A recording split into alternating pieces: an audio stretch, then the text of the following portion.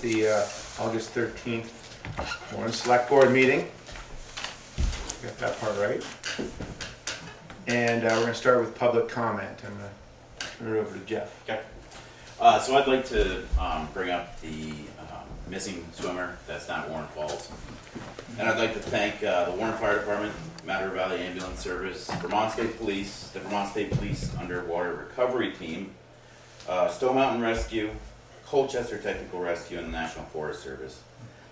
Saturday afternoon is when the event happened. All of those groups worked on Saturday.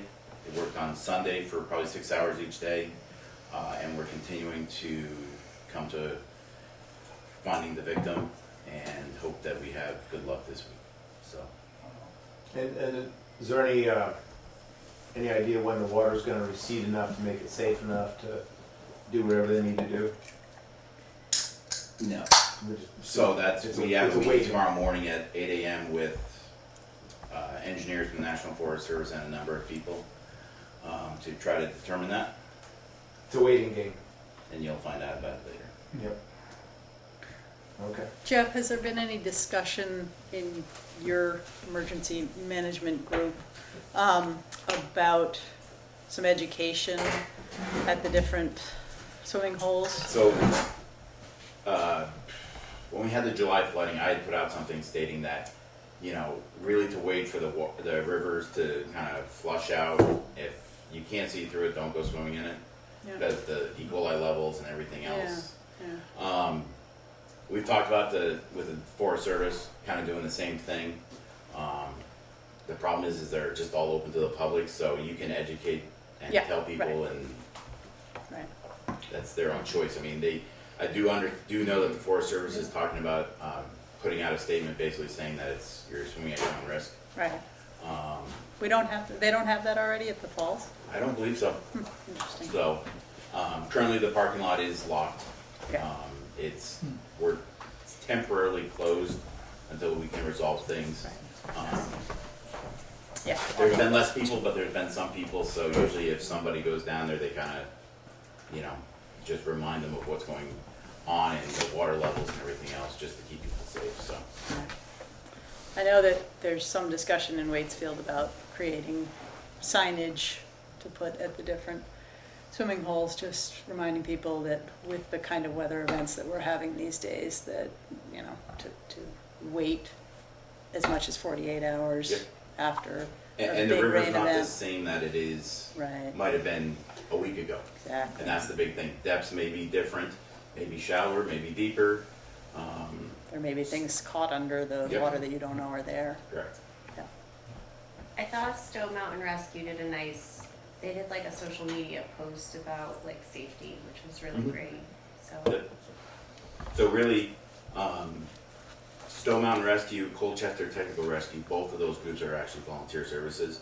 They get paid during certain times through the state and through FEMA, but like when they came down, this was all volunteer on them, and they were more than willing to come back.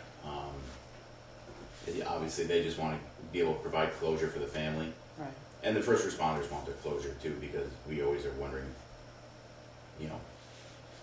what next? What's good? We can just take it, push it out, and not think about wondering when is he going to come out. So. Thank you. Thank you for being there, Yeah, thanks, Jeff. and everybody. Yep. Well, the last chapter is still waiting to get written, I guess. Correct. So good luck to everybody. Okay, so let's talk. Is there any other public comment? Yes. How are you making out with the Rita Goss signage on the municipal? Oh my gosh, I almost called you on Sunday and And be like, yo, do you need Andy. any help? There you go. I'm Nice happy- job, Carrie. I'm happy to help. We might take you up on that. That's so. Luke and I are going to get together and do that. It should be fairly simple. I think Hold a ladder. four screws should do Timing. it. Yeah. Yeah. Yes, it's going to happen. But it hasn't happened. Any other public comment? Yes, sir. Good evening, everyone. As a 2-week resident of Warren, I came to introduce myself tonight as the new general manager of the Pitcher Inn in the Warren store. Welcome. So, thank you. Thank you for coming. We are thrilled to be here, and we live just down on Main Street, and look forward to participating fully and being responsive if I can help you in any way. I've lived and worked in little towns all across the country, including Stockbridge, Massachusetts, the longest.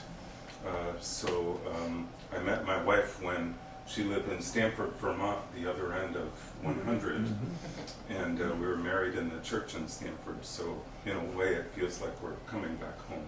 So I just wanted to say hello. And your name? I'm sorry. I'm Brooks Bradbury. Brooks, Nice to meet you. Thank you for Thank you. introducing Thanks yourself. Welcome to town. Thank you. Anybody else?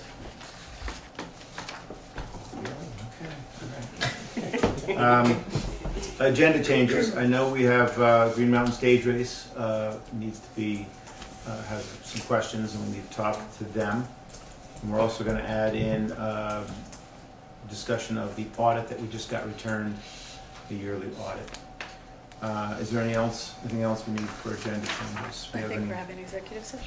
Yes, That's not on It's there, on is there. it? it is. It is. Where is it? Oh, there it is, sorry.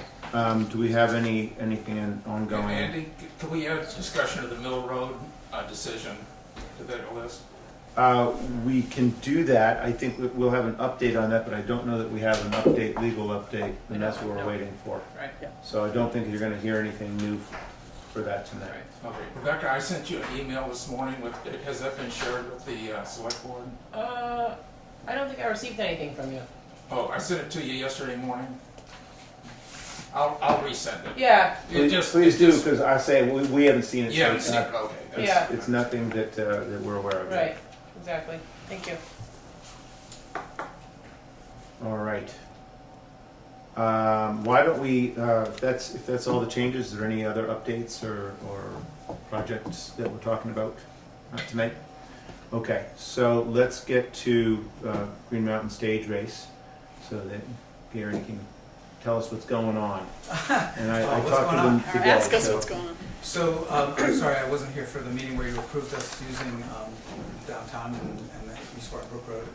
I was a new friend in Labrador at the time and I didn't have any service, but after getting back, had some communication back and forth about a paving project that's coming up that got postponed.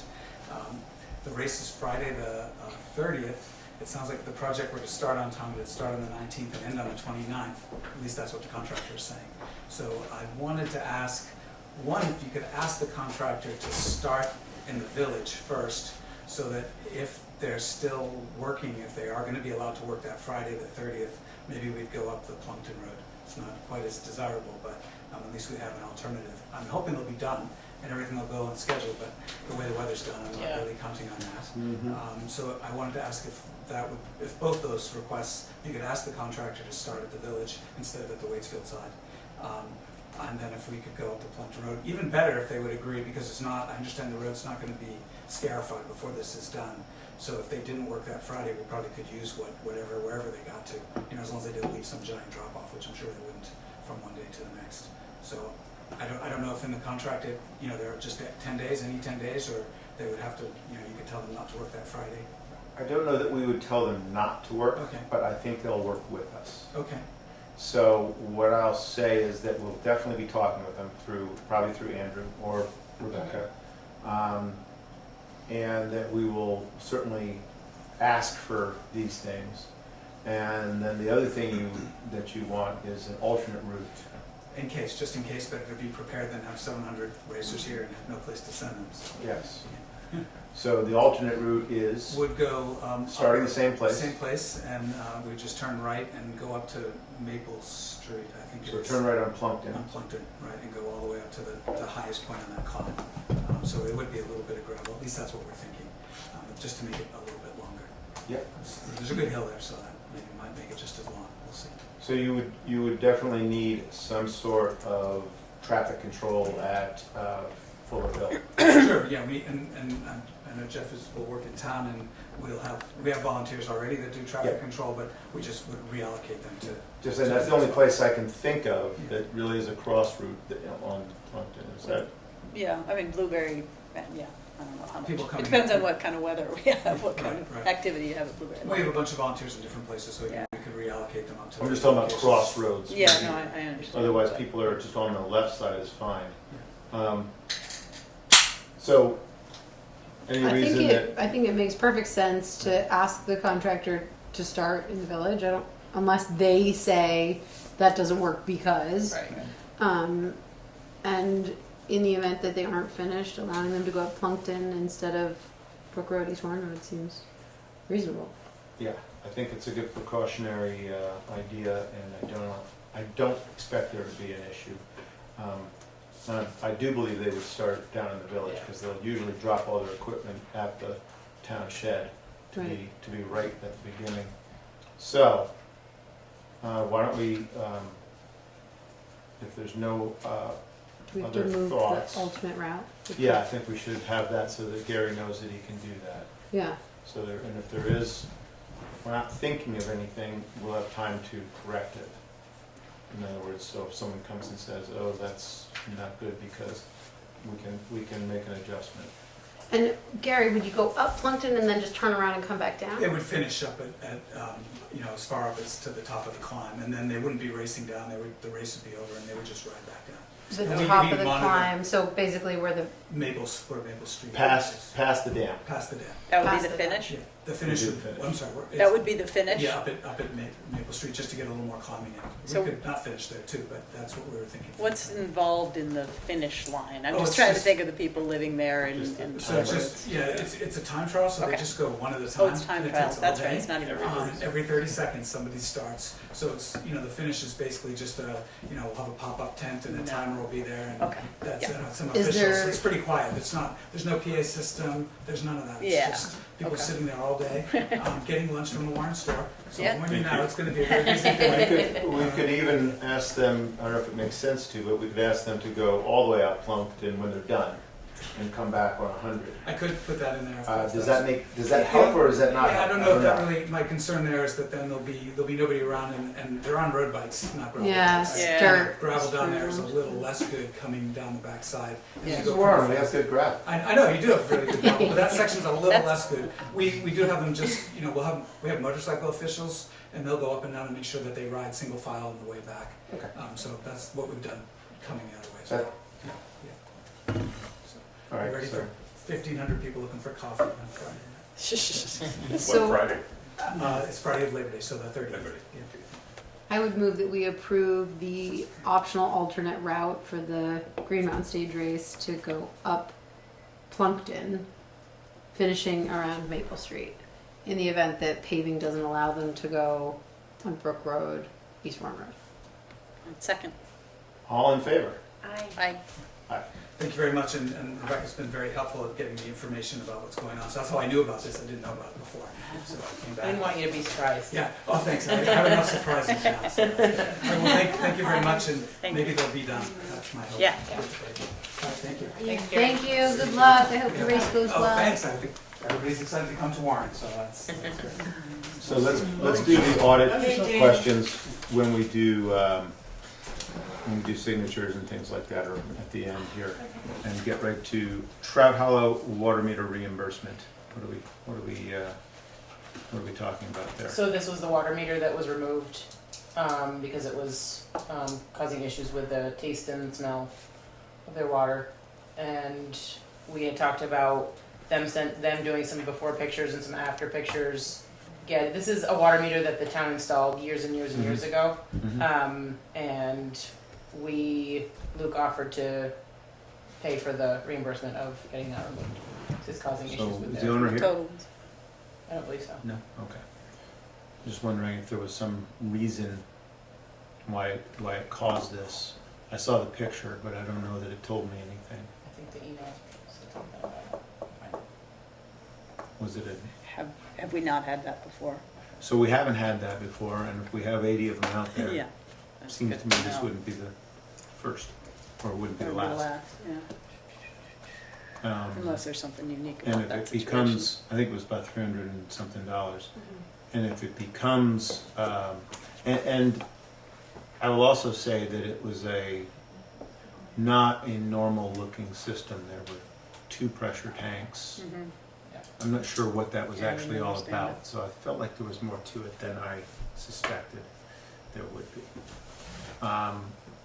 Not, I mean,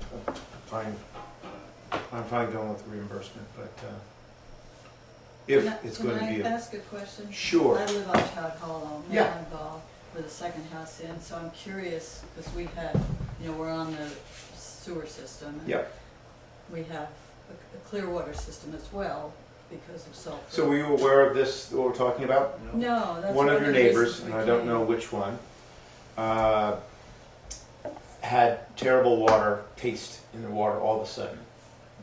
And Clearwater came, they also have Clearwater, and Clearwater came and said that the cause was that meter that the town put in when it was gonna be metered water for the septic costing, so, which we do not use. Right. So it's an inert asset there that does nothing. We had one in our house, yes. and years ago, I moved in 2005, and they said, no, that's just disconnected, it's there, but it doesn't do anything. Yeah. So I'm Right, so curious they're all as to this how way. that would impact. The water is still flowing through it, right? Yeah. It's in line in your pipe. Right, And the question, my question is, what caused these folks to have terrible water? right. And they say that replacing this piece solved it. So what are we talking about, and are you going to have that next? And they're all 20 years old. So is that what happens at 20 years in the day? I don't know. So my thinking is that if we get another one, then we're probably going to want to talk to somebody who does, a plumber, and have them do all of them, just decommission every one of them. Yeah. And it'll cost a whole lot less if we get a bid out to price it, because it's pretty easy. It's snip, and put a piece of pipe in between. In the meantime, though, should we talk to, was it Clearwater, or was it that's not who did the work? The ends Yeah, did the the The work. ends did the work, Mhm. find out Yeah, I what can- their I can take ask them. on it is, why they think that actually had anything to do with it. Yeah, I'd- I'd be I'd be really curious. curious. It's like, Okay. I'd ask more questions, I'm like, Yeah, so we don't have answers either. yeah, But curious. please let us know if Yeah. if you have an issue. Yeah. And again, Clearwater seems to know what was going on. So Right. And so I we'll would do some think digging too. that Simon Operating Systems, because aren't they the ones that would have installed that meter? I don't know 20 years So- ago if that was installed by them or someone else. It could have been the original contractor. Who was not Simon? No, the original contractor that installed it was a excavating company. Okay. And I'm not sure if this was part of the original bid and they just had some guy come in and do it, or Uh-huh. some group. Or maybe Simon did do it, I don't know, that was, And I wonder if Simon's been contacted to say, so what do you guys think is going on here? Because it's ostensibly their unit that's on that Have line. we- They've been contacted. they have been Yeah. contacted. And what did they think? They're like, we don't know? I'm not, again, I'm We're- curious because I have it. We're looking it up. Okay. So is there a motion we have to make tonight? I don't think so. Okay. I don't wanna take the time to Okay. try to find it right now, but he is aware of it. And I think he basically said that because they're so old and the water filters are junk basically, and that, I don't have the answer for you right this minute, but if you wanna leave your email address, I can forward you his response. So let's, I'll please do some forward us digging. that Yeah, response yeah. as well. And if they think we need to decommission, then that's something that we need a bigger discussion on, Right. because is that a town-wide cost or is that a user cost? And we might all have different opinions on that. Yeah. And we could also just privately call Clearwater and say, so, as a private customer, because we have a filtration system as well as, the wastewater system, and say, so, tell me what's going on here with that meter thing, because I'm, I don't know that they know, because they didn't, apparently they said you need to get somebody to do this, and they walked away from it. So I don't think it's Clearwater could have done it, maybe they just didn't ask them to do it. I don't know the story. and you don't know which house it was, We probably do, I don't remember. right? Maybe you and Rebecca, if you follow up with Why don't you Rebecca, she follow can up get with you some Rebecca tomorrow? information. Okay, Yeah. thank you. Yep. Or this Yeah. week. All right, so I don't believe we need a motion for this. This is, if we do, it'll be to figure out where to allocate it, and I gotta believe for $320, we don't need to do that. All right, next up is a DRB appointment. Who is speaking to that? Ruth, Oh, there she good to is. see you, you snuck in. Thanks, yeah, I did. We have some vacancies, and we have one we'd like to have filled as far as you're agreeing to it. The DRB back on July 15th has, on their side, nominated and would like to have it confirmed by the select board, Maria Burfoot here. And you should have in your folders her letter of intent, letter of interest. And you know, I think there are a lot of really good reasons for her to be on the board. One, she's been here forever, grew up here, and We know this Maria Burfoot? yeah, and she's the daughter of somebody who sat on the DRB for many, many years. And I actually gave her the option at one time in a conversation, because we also had some openings on the planning commission. And she picked the DRB, so she knows what she's getting into. She knows what she's getting into. She made the right choice, is that what you're saying? Scandalous. So I, you know, from my position, I strongly ask that you are able to appoint her so we can get her going. 'cause And the we've got some DRB has empty seats. recommended her, correct? Pardon? The rest of the DRB has Yes. recommended Yes, they her. did that on July 15th. And it's in the minutes, the July 15th Yep. minutes. I would move that we appoint Maria Burfoot as an alternate to the DRB. Thank you, Maria. Second. Yay. All in Thank you. favor? Aye. Thank you. Welcome Thank you, aboard. Maria. And thank you. You won't regret it. I don't think you'll regret. As a former DRB member, I have to say it's really enjoyable. It's a wonderful group of people. It's interesting work. I think you'll like it. And do you still have your book? You have my book. You know I what? do? Okay, all right, I just wanted to make sure. Although I would like to Oh, you still have my Mother's book. Oh, yes. You may not have it. Recycle, reuse, No. for however long we need it. I didn't get paid. Okay, all right, good. Oh yeah, right. That. Is that it for DRB? You said there's Yes. multiple, Oh, well, I have something between the DRB and, of course, the planning commission, and that is a road name approval. Snuck Yeah, that in. yeah, I Oh, thought that's terrible good if you do business. this. But it's. I love it. I know you do. Yeah. I know you do. It came about when Sam Robinson came to me saying, I need an E911 number for the accessory dwelling that Moxie and I are living in next to my parents. And in order to do that, we would have to change some numbers, because between the existing information had their number, I think, at 426, and then the next parcel over was 428, and we don't have any numbers between there to, you know, be able to take care of it. And the barn that is Charlotte's barn also needs to have a number on it. And they're talking about a potential subdivision within their property instead of it being an ADU, I think, or maybe they're gonna build something separate, I'm not sure. But anyways, we took it to E911. They took a look at it and said it really should be a separate road, because you've got 4 people. You've got Leonard and Jean's original home, Charlotte and Steve's, the ADU, and the barn. So you've got 4 structures there.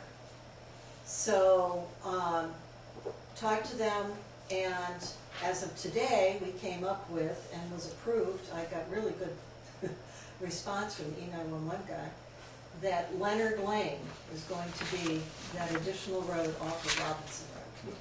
Love.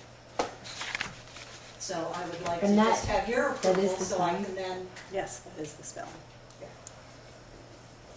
So hopefully the select board will agree that that's an okay thing, and we'll keep moving forward and get everybody else notified.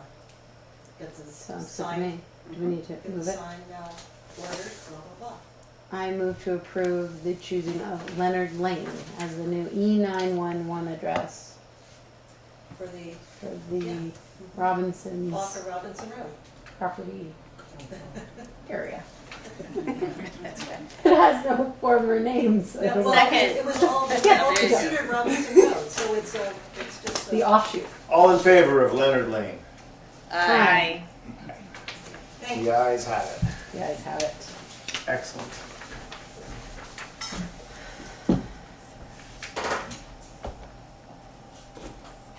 Library time. No? Planning commission. Oops. Planning Commission short-term rental ordinance update. That's why you're all here. Yeah. Well, there's also another little piece, I don't know which order you want to do, Dan, but we also have a brief one, because this is our third quarter, and the PC's been trying to do a quarterly check-in with the select board, and there's really only a couple items that they want to share with you on that score. And yes, there is presentation for the SDR, so Dan, you decide which you want to go first. Well, if possible, I'd like Jim to follow up with some visioning, because Jim and Adam Zashatowski did a visioning session, and then Macon, I think, has an update or some comments on communication, and then I have some slides I'd like to show you on the SDR ordinance, if that's okay. Excellent. I'm on. You're on. You guys know we did a visioning session in June, and this is the sort of general takeaway from the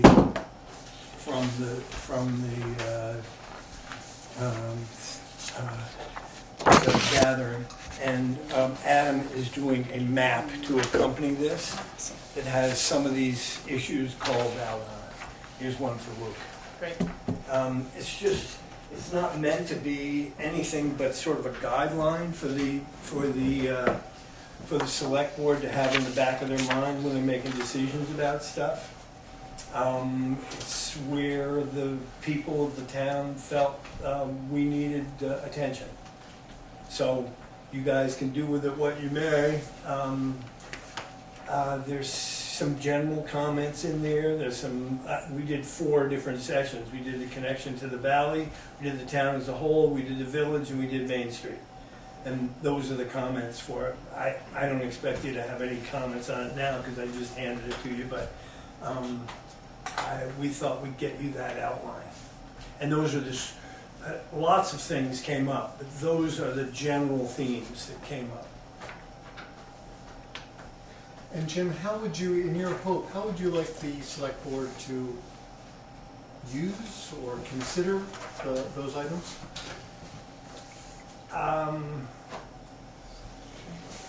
We did a public meeting where we got people, I don't know, what was it, 50 people or something like that came out, and everybody looked at it, and these were directions and concerns that those people put together. And I think the select board should at least have them in the back of their minds. You know, traffic calming in the village is still an issue, especially at the north end. The whole stormwater issue is still in the forefront of people's attention, especially with all the flooding and stuff. And it shows up twice in that, once in the village and once in the whole town, of trying to mitigate stormwater upstream of the village, uphill from the village. Maintenance issues are on there, and there's some sort of general things like keeping the town sort of oddball. So, Keep Vermont weird. Yep. yeah, you can do with it but it seems like it might be something that would be worthwhile having in the back of your mind as you go about making day-to-day, week-to-week, month-to-month decisions.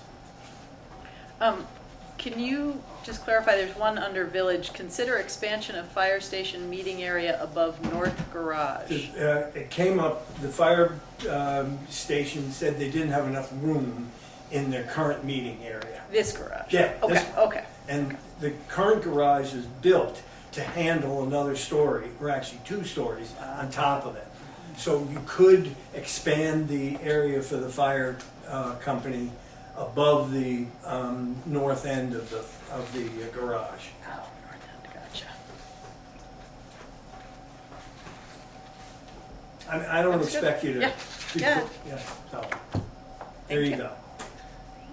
And we'll have a map that comes along with it that shows some of these things and has some writing on it. Kind of things like sketches that. out some of the concepts that are on here, Yeah. is that the idea? Yeah, Loose proposal, penciled in Adam's proposal? working on that right Yeah, now. awesome. That's it from visioning. I'm gonna throw something in for no good reason, but that is there any thought about removing the fire station from the village? And possibly, I don't know if it would fit at the new town garage site or at the old town garage, current town garage site. Is there anything to be said for doing that? I don't know. I don't know the answer to that. I mean, the current fire, you'd have to ask Jeff. I mean, current fire stations, there. It's got history and I Yeah. guess, so, you got, I'm not sure what we would use that for if it weren't the fire department. Do you put housing in there? I think, yeah, underground housing. It's above ground as well. Earth ships. And it can go up, you just said so. More accessible meeting space. You know, we've already got a pretty sizable building going for the town garage. Yeah. So making that half again bigger, I think would be difficult. okay. It I certainly like the came idea up too. in the group I was in, Yeah. that was an idea that came Okay. up. You know, obviously the fire department, you know, has a loud voice in that, but people did suggest maybe if you could move it, it would create space for more housing. You know, if it worked, you know, so.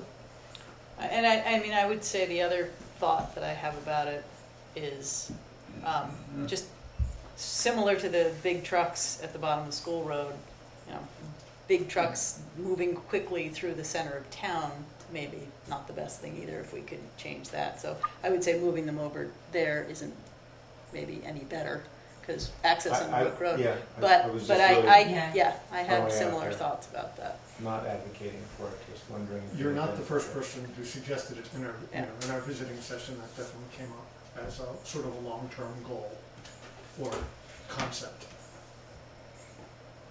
Having said that, we're biting off a lot. Just Yeah, trying to no, build the you know, garage. I wasn't trying to add to our, Yeah, I agree with you there. Let's just move them all. Yeah, just rework everything. Sorry, Lisa? You have a question And- from? Yeah, Go as someone who participated in the visioning, I would ask that you might do a little more than just keep it in the back of your mind.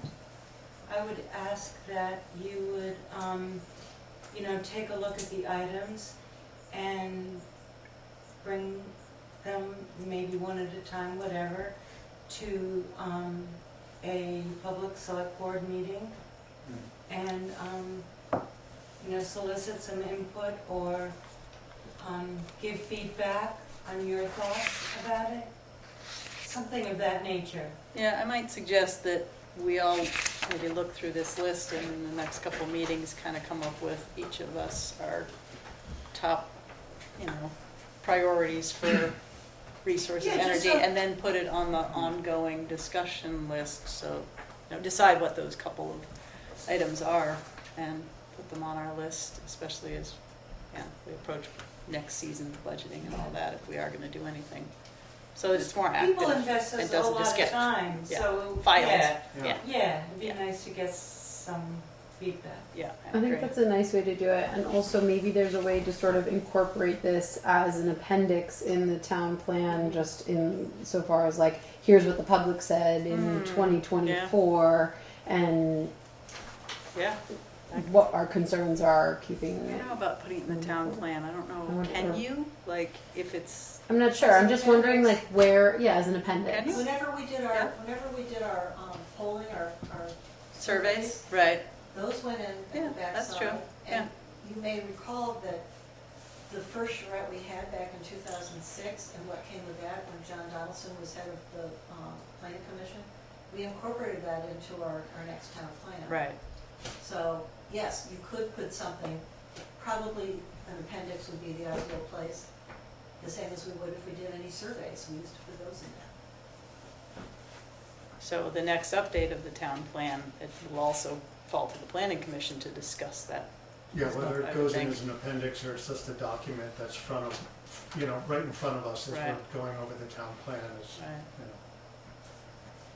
Yeah, having the map as one of these maps that's always in this room too, I think will be helpful. We talked about that, having visuals that constantly stimulating us to think about next steps and vision. I think having it in front of us is what was important to the PC. Thanks. Next, if it's okay, Macon, do you want to say a few words on communication? Sure, happy to. Hi, everybody. We have been focused on communications, trying to think about how to improve communications, and I think when we started, it was actually something I worked with Camilla on a long time ago, but it was kind of in the abstract of what do we want to do, and thinking about what I wanted to tell you all. I think we now have a concrete example looking at the short-term rental experience of sort of how we can use our tools. What I mean by that is when we think about the new website or we think about these other sort of tools that we're looking at, the basic functions that we were able to use were publishing draft policy, so putting out information. We used a form to accept public input and questions in between our public meetings, and then we would process that and discuss it in public meetings. And those are just the two basic functions. And right now, neither one of those is very easy as the sort of end user. And so my ask is really for an update on where we are with the town website from the standpoint of providing tools to the stakeholders, such as the Planning Commission.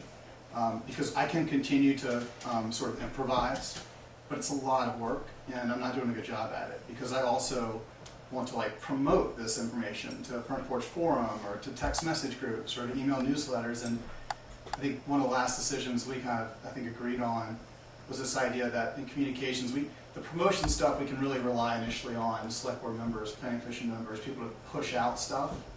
What we really need to get right is the place where we're putting information for the public and accepting information for the public.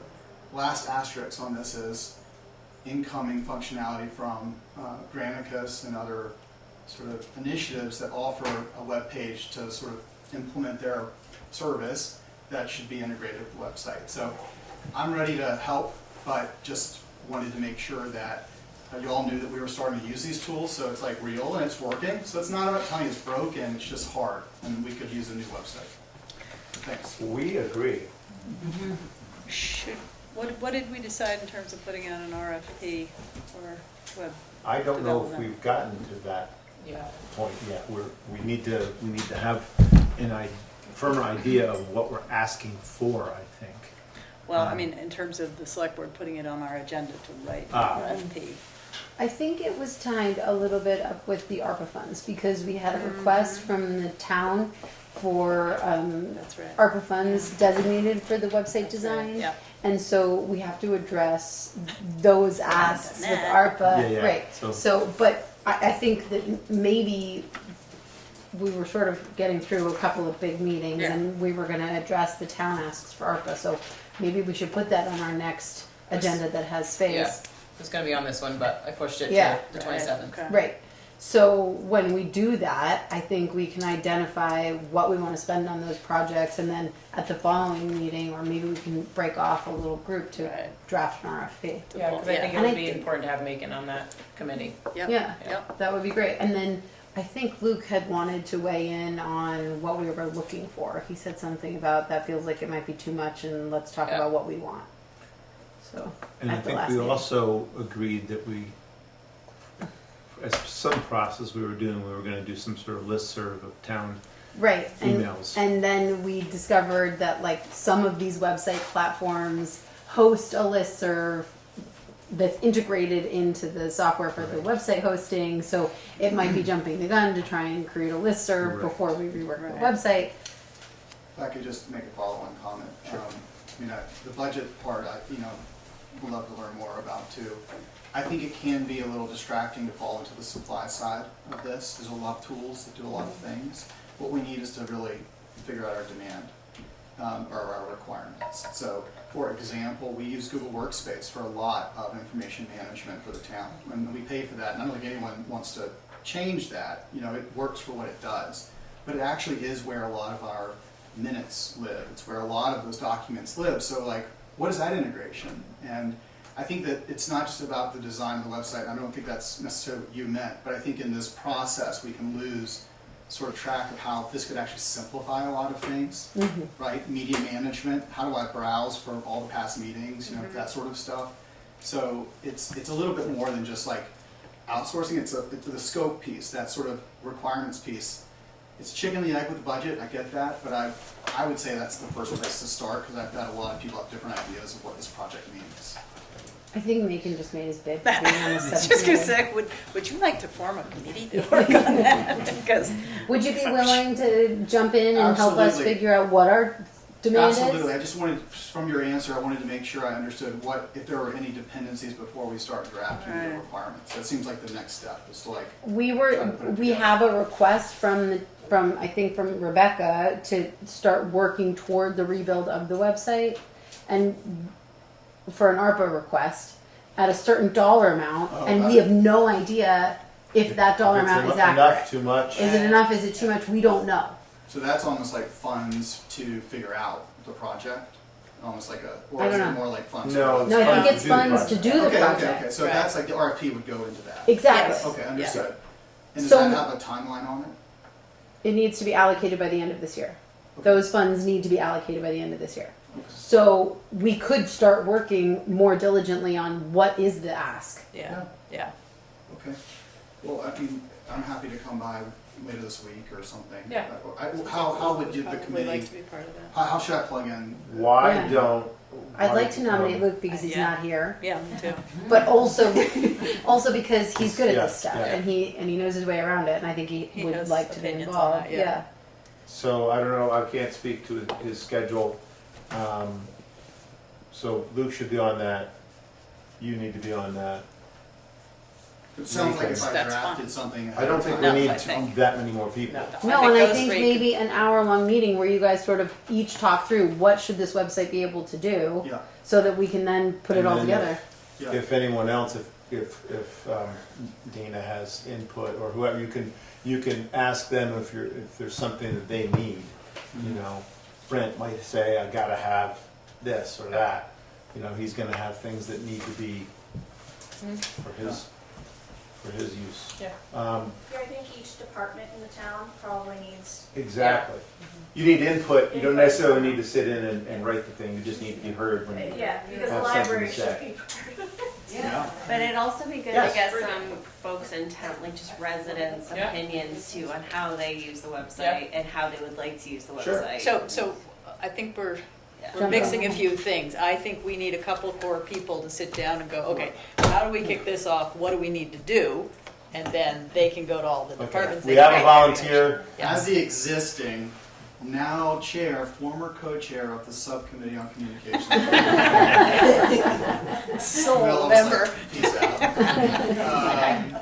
It exists already, so I don't know whether it needs to be select board or not, but I'm happy to make this the thing that we talk about at planning commission for the next 2 rounds, and I can in the middle try to work with you guys to develop it and come back to the select board with a draft RFP.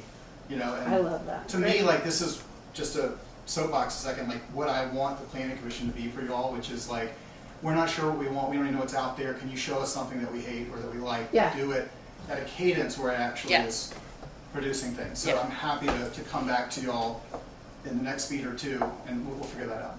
Sounds good. You're speaking our language, maybe. Awesome, thank you. Awesome. Hallelujah.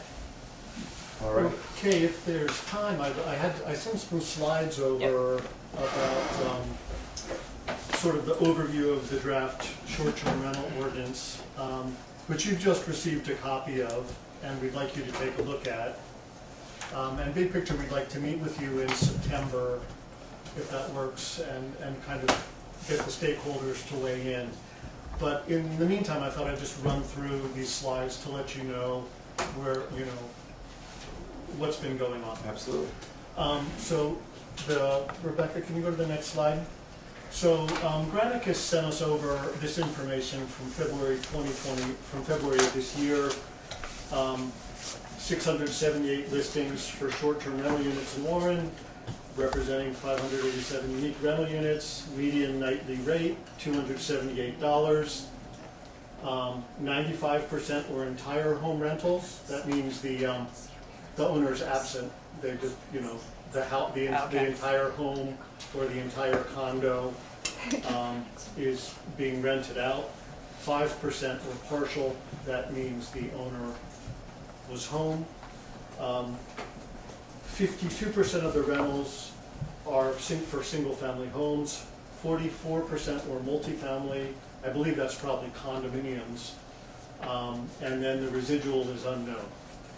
Dan, can you remind us what a short-term rental consists of? How many days, or what's the maximum, minimum? Yes, I apologize. It's at least, and I get to that at a later slide, but short-term rental under the ordinance means a furnished residence rented for fewer than 30 consecutive days and for more than 14 days per calendar year.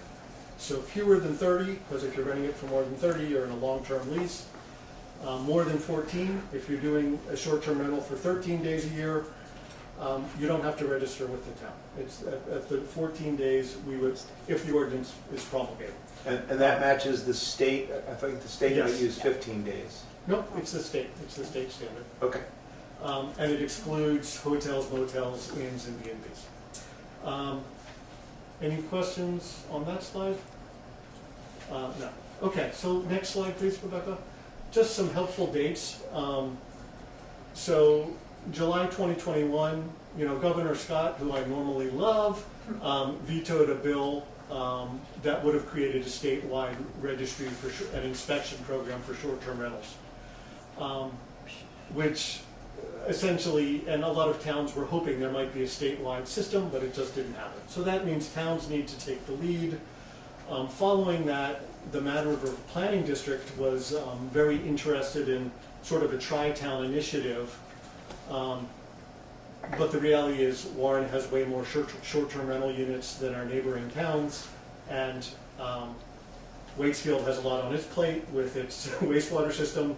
Facein now has way more on its plate than it wants. So, we're sort of we're leading the charge here. As the select board knows, at our town meeting in 2024, you allocated money for a short-term rental platform, and also in spring of 2024, the PC began we presented our first draft of an ordinance and began what's been nearly a 6-month process, not quite, of taking public comment and trimming off what was burdensome or objectionable to short-term rental owners. Next page, please, Rebecca. So there's just some key definitions. The short-term rental definition we've already read to you. Under the ordinance, you would assuming you're going more than 14 days, and maybe that's, Andy, why you're thinking 15. You're right. It's more than 14 Yes. days. Apologies. You have to get a short-term rental permit. If you fit that definition under the ordinance, you would be required to get a permit from the town to use the unit as a short-term rental. Our concept, which many towns have, is that the permit would be valid for 1 calendar year, and then you'd have to renew it. Our ordinance does not have a mandatory inspection. Many towns do have a mandatory inspection by usually the fire department or fire safety. We have not proposed that. We have proposed sort of a discretionary, and I think the way this would come in is if someone stayed in a unit and complained that it wasn't safe, then perhaps the town, Ruth might want to go take a look at it. but we don't really have the resources for a mandatory inspection yet that I'm aware of. Jeff may disagree with me, but we're not proposing it yet. But we did want to reserve, I would call it essentially the right to reserve to inspect if we got some distressing or worrisome news. The other big point is that this ordinance we're proposing would expire in 2 years, giving us time to gather data and then come up with a more thoughtful, complete ordinance. Can we go to the next page, please? Pros and cons of short-term rental units, just to orient ourselves. The pros, supplemental income for homeowners, increased visitation and occupancy of second homes. It makes Warren accessible to more visitors. And it encourages redevelopment of deteriorated or vacant properties. On the con side, there's the potential to compete with B&Bs, hotels, conventional lodging, neighborhood nuisance or neighborhood character changes, which we've heard something about, health and safety concerns, and the last item, the impacts on home prices and the supply of homes for long-term occupancy. I would say on that bullet, the Planning Commission is taking a sort of to be determined. With data, we will have a better idea of the impacts on home prices and the supply of homes. Is it a marginal impact? Is it a big impact? Down the road, policy decisions would follow, I think, from the data. But we don't want to get ahead of the data on that. Next slide, please. So, quick overview of the draft ordinance. Unlike some other towns, we are not proposing a limit on the frequency of use. Some towns have said you could only, use your home as a short-term rental 6 times during the year, or 8 times during the year. We're not doing anything like that. We're not limiting the number. We're not proposing to limit the number of location of short-term rental units, like some other towns have done. We're trying. Some of the comments we've received, I'm not sure have from short-term rental owners maybe do not indicate complete satisfaction, but we're trying not to. We've tried very hard not to unduly restrict or burden the owners. The registration fee is to be determined by the select board. We're not telling you what. We're not giving you a number. It's a complicated topic. Maybe in September we can talk about it and talk about what other towns have done. The ordinance we're proposing is designed to address some of the cons of short-term rentals, not merely gather data. I do want to make that point. So it contains some tools like fines to address repeat neighborhood nuisance issues. It provides some tools for the safety of renters and neighbors. The latest editions, which came after consultation with Jeff and the fire department, are designed to reduce some demands on the fire and safety services. I'll get into the specifics in a later slide. Last bullet, is really the data gathering. It's using a service like Granicus. We'll be able to get the data that will let us, understand what are the impacts on housing availability and affordability. Next slide, please. So taking the sort of neighborhood nuisance issue, the first bullet is, the ordinance contains occupancy standards consistent with Vermont law.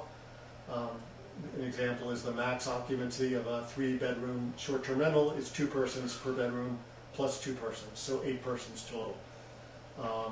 If you go above 8 people, as I understand it, it triggers state inspection requirements. We're not proposing to enforce those because that's really the state's business, but we will inform. We want to make sure that whatever web page we create makes it very clear what state requirements are, so that people can comply. We want to make sure, next bullet, sufficient off-street parking for max occupancy. So if you only have 3 off-street parking, space for 3 cars that are off-street, you don't get to, fill up the street or the road with other cars. No noise beyond normal levels between 10 and 9 a.m. House number visible from the street. Animal-proof garbage containers. No tents allowed as overnight quarters. Ability to find repeat offenders. So just sort of, we tried to hit the basics that would allow the town to, if someone's being a repeat offender, that the town has some powers to do something. Next slide, please. On how the ordinance would address health and safety concerns, the owner must self-attest to the Vermont Department of Health and Fire Safety. Basically, it's a self-attestation. So the first part talks about the things that we're asking owners to self-attest to. So the Vermont Department of Health and Fire Safety has published a short-term rental safety, health, and financial obligations information sheet. It covers issues like smoke and CO2 alarms, handrails, safe means of escape. We want an owner to self-attest to sort of the basic requirements there. We want them to self-attest that they are in compliance with the Town of Warren's solid fuel burning ordinance. And then there are other kind of common, a handful of other requirements like safe egress. The big bullet on the bottom is, again, follows the meeting with the fire department, and the experience that a lot of emergency or fire calls come from homes that are not owner occupied. The owner's not there. Whether those folks are short-term rentals or not, renters or not, the fire department does not know. Because right now we have the fire department or the town has no way of knowing where are the short-term rentals. At Jeff's suggestion, and this is very common in other towns' short-term rental ordinances, for STRs in which the owner is not present during the entire rental period, so if you're renting out your whole house, for example, you're not present, you would be required to get a Knox box, which is, Jeff, maybe you can explain it better than me, but a box that would have an emergency access key that only the fire department can access. And then also a requirement that there be detailed emergency contact numbers and instructions for how guests should respond to an alarm or an emergency. Who should they call? What's the number of the alarm company? What's the number of the propane company? Next slide, please. Impacts on housing availability and affordability. Again, a service like Granicus can help us gather that data and develop appropriate policies down the road.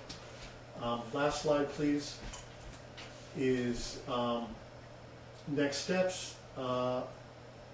We request that the select board dedicate one or more meetings in September to discuss the draft ordinance with the planning commission and with stakeholders. I've left, the fire department should be one of the stakeholders. I apologize for leaving them off. Obviously, short-term rental owners, operators are very interested. I know the Chamber of Commerce has a perspective. I'm sure innkeepers have a perspective. And let's see. We'd like to know what else you'd like to hear from us. If you like the idea, if the ordinance is seeming pretty close, I'm not saying it's perfect, but it's feeling pretty close, we should really start talking to Granicus and get things going, because there'll be a contract to negotiate, and there'll be some sort of IT implementation process where we've got to get our forms, we've just got to get things going with them. And I imagine it would make the most sense if we could time it with the beginning of the calendar year if people are going to have to pay for a full calendar year. Or get it before the registration. winter season starts, so maybe get it pre-Thanksgiving start. Well, yeah, we have to figure that piece out about the fees, because if it's a calendar year and starting in January, does that make sense, or do we do Does a November calendar to year mean November. it starts I'm January just- 1st? Starts when you and pay. Yeah, that's what I was imagining. No, I don't No, think you that don't was the think so? intent, because we weren't gonna have a whole bunch of them to keep It does track of. say It was gonna pick a December. certain date, right? I think so. I mean, one of the things we've heard from 31st. short-term rental owners is they want notice and time, some time to Right. come into compliance. I'm thinking maybe year end, that it would be great to have the ordinance take effect January 1st. I can see from getting full data for the ski season, that's not as early as we'd like, but practically speaking, I think that would be a great outcome. Dan, do you think 2 years of data is enough to do anything with? Are we shooting for a big enough time? I have heard yes. I mean, I wouldn't mind if it was, if you guys feel like it's a heavy lift to pick this up again in 2 years, and 3 years is, more comfortable. Of course, the planning commission is fine with that, or 4 years is more comfortable. I guess the thought is if, Camille, I'm sorry. Sorry, are you talking about 2 years of Granicus Granicus? contract. Or are you talking about 2 years to review the ordinance? Because those are two different things. Good point. That's exactly right. So, Well, I think that's my point. yeah. My I point think what is you're that how talking can about how can you review something if you've got 2 years and then you have to review all that information and come up with ideas immediately to see if you want to go forward or not go forward or whatever. So it seems like a longer time frame, longer scale would work better for the amount of data that we're going to have to crunch. We can start crunching the data after 2 years when we have 2 years to look at. That gives us a year to gather the third ream of data and make our next steps. I guess it depends on which data from the software that we're trying to evaluate, because we'll get some information, very early on about whether our ordinance is addressing some of our issues. Once we know where the short-term rentals are, then there's the other piece of it. Maybe it's the housing availability piece that might take a little bit longer. But I think what we're trying to understand is whether we've created, if we were to adopt this ordinance, have we put enough in the ordinance or put too much in the ordinance for it to be useful? Is it unwieldy? Is it discouraging? Or is anybody actually even paying attention to it? I think those things we can evaluate after a year, even. But I think 2 years is fine. I think what I'm thinking is you don't know what unintended effects this will have. Will people go underground and try and avoid us? Right. Will everyone be fine with it? And a lot of that will have to do with what we charge them. And so the more onerous we make it, the more loophole looking that everyone will be.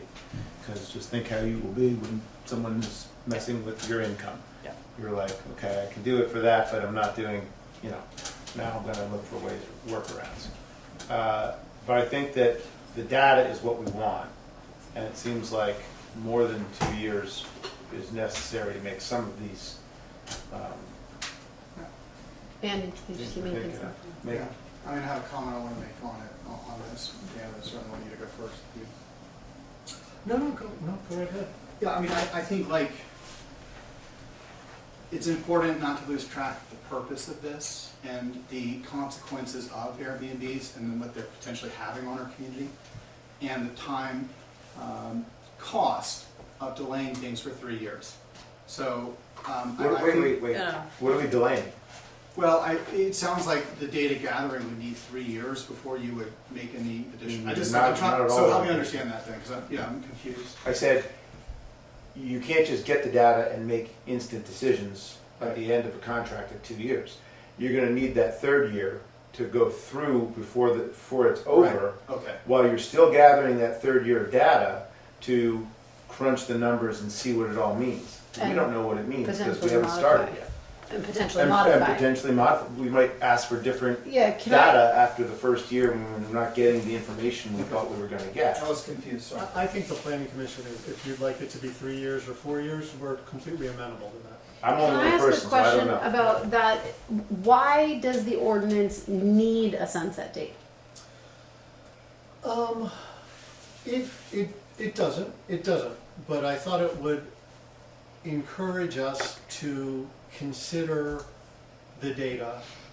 It really doesn't, but I mean, thought we it could would- it would, repeal like, it at any consider- time, right? Yeah, consider the data and it kind of like a self-disciplining measure. Mm. That we will consider the data and then, particularly with, and it really relates to that issue, I think, of impacts on housing. Mm-hmm. And with that data, it was the idea to say, either we figured out that these are really having only a marginal effect on housing affordability, and that we don't have to adopt draconian, maybe we don't have to dramatically rework our ordinance at all. Or perhaps the result is quite the contrary, they're having a dramatic effect, and then, then you look at what other towns have done, and And maybe further measures need to be taken. that was my thinking, but I'm totally flexible on. And so the idea of the ordinance sunsetting, as you say, is sort of what am I trying to say? Accountability. Self-accountability. That's all it was, yeah. If that's the case, I think I agree with Andy that it should run for 3 years, giving you that third year to work through whatever changes might be necessary. Personally, I don't feel like it needs to sunset. With some exception, I think what you're asking for in this ordinance is common sense and safety. So it doesn't feel draconian. I can understand how someone who is operating an STR that doesn't necessarily meet some of those health and safety standards could feel otherwise. That doesn't necessarily mean it should be allowed to continue. Jim? I think the idea was to replace it. Yeah, That's what we were after. right. Is find out the information and then say, okay, based on the data we've got, we do feel like there are some additional restrictions, or we don't feel like it, or Right. whatever. Yeah. But to replace the ordinance with So to have it morph into whatever it needs to be. Right. exactly, Yeah. exactly. So So it's the a whole framework that idea, the changes whole idea with was the to need. gather the data so that we could have a more permanent, Right. more thoughtful ordinance that came out of it. This is trying to tread. I think Dan has done a great job of trying to tread pretty lightly. Just some safety issues and things like that. We're just trying to get the data, Right, and then we can form an ordinance that has some real meaning. right. And we want to restrict people who live somewhere else and who bought a house here just for short-term rental, for example. We Do don't wanna know that do yet. We don't know that yet. Or, yeah, we don't know. Can I ask a timeline question in terms of the Granicus contract? Is there a reason why it would be like we're data gathering for 2 years? Like what are the points at which we're evaluating the data? Like is it quarterly? Is it yearly? Like I feel like we would get a sense pretty quickly of some of the trends and then test them over time. And I think to say like, oh, we're just data gathering for 2 years and now we're crunching the data, I don't think that's going to be the case. I appreciate you making that point. I think it's important to set expectations, Yeah. right? So if we're saying to the public, we're not going to change anything for 3 years, I think that's what I was reacting to, so I apologize, I misunderstood your comment. But I completely agree. And so, whether or not people want to comply, like I assume they will, but we'll get compliance within the period in the policy, which is within 60 days, we should, or whatever it is, have true data. I would imagine a year would help us get a sense of the peaks, but ultimately we'll know like what's the percentage of locally owned properties versus people who are outside the community that own the properties. That's going to inform how we think about registration fees potentially or other types of things. So I think we're going to get a lot of signals from the data. The question is what expectations we want to set on like whether we're going to respond to those signals. But ultimately this is a tool right? We're asking people to register to like promote public safety and housing, and I really want to reserve the space to act on that tool if we Right. see things that are important. And I would say, just, so the ordinance, an ordinance that requires registration is not the same thing as us committing to Granicus. Correct. We're choosing, or we've proposed that Granicus is the means we use to initially, start the registration process. I don't want us to commit in any way, or for anybody to think that we're committing to $30,000 every year for the next 3 years if we say that this is in place for 3 years. I think they're separate. I think the ordinance that we've written, we said should sunset so that we can look at it and say, does it meet our needs? Is it doing what we want it to?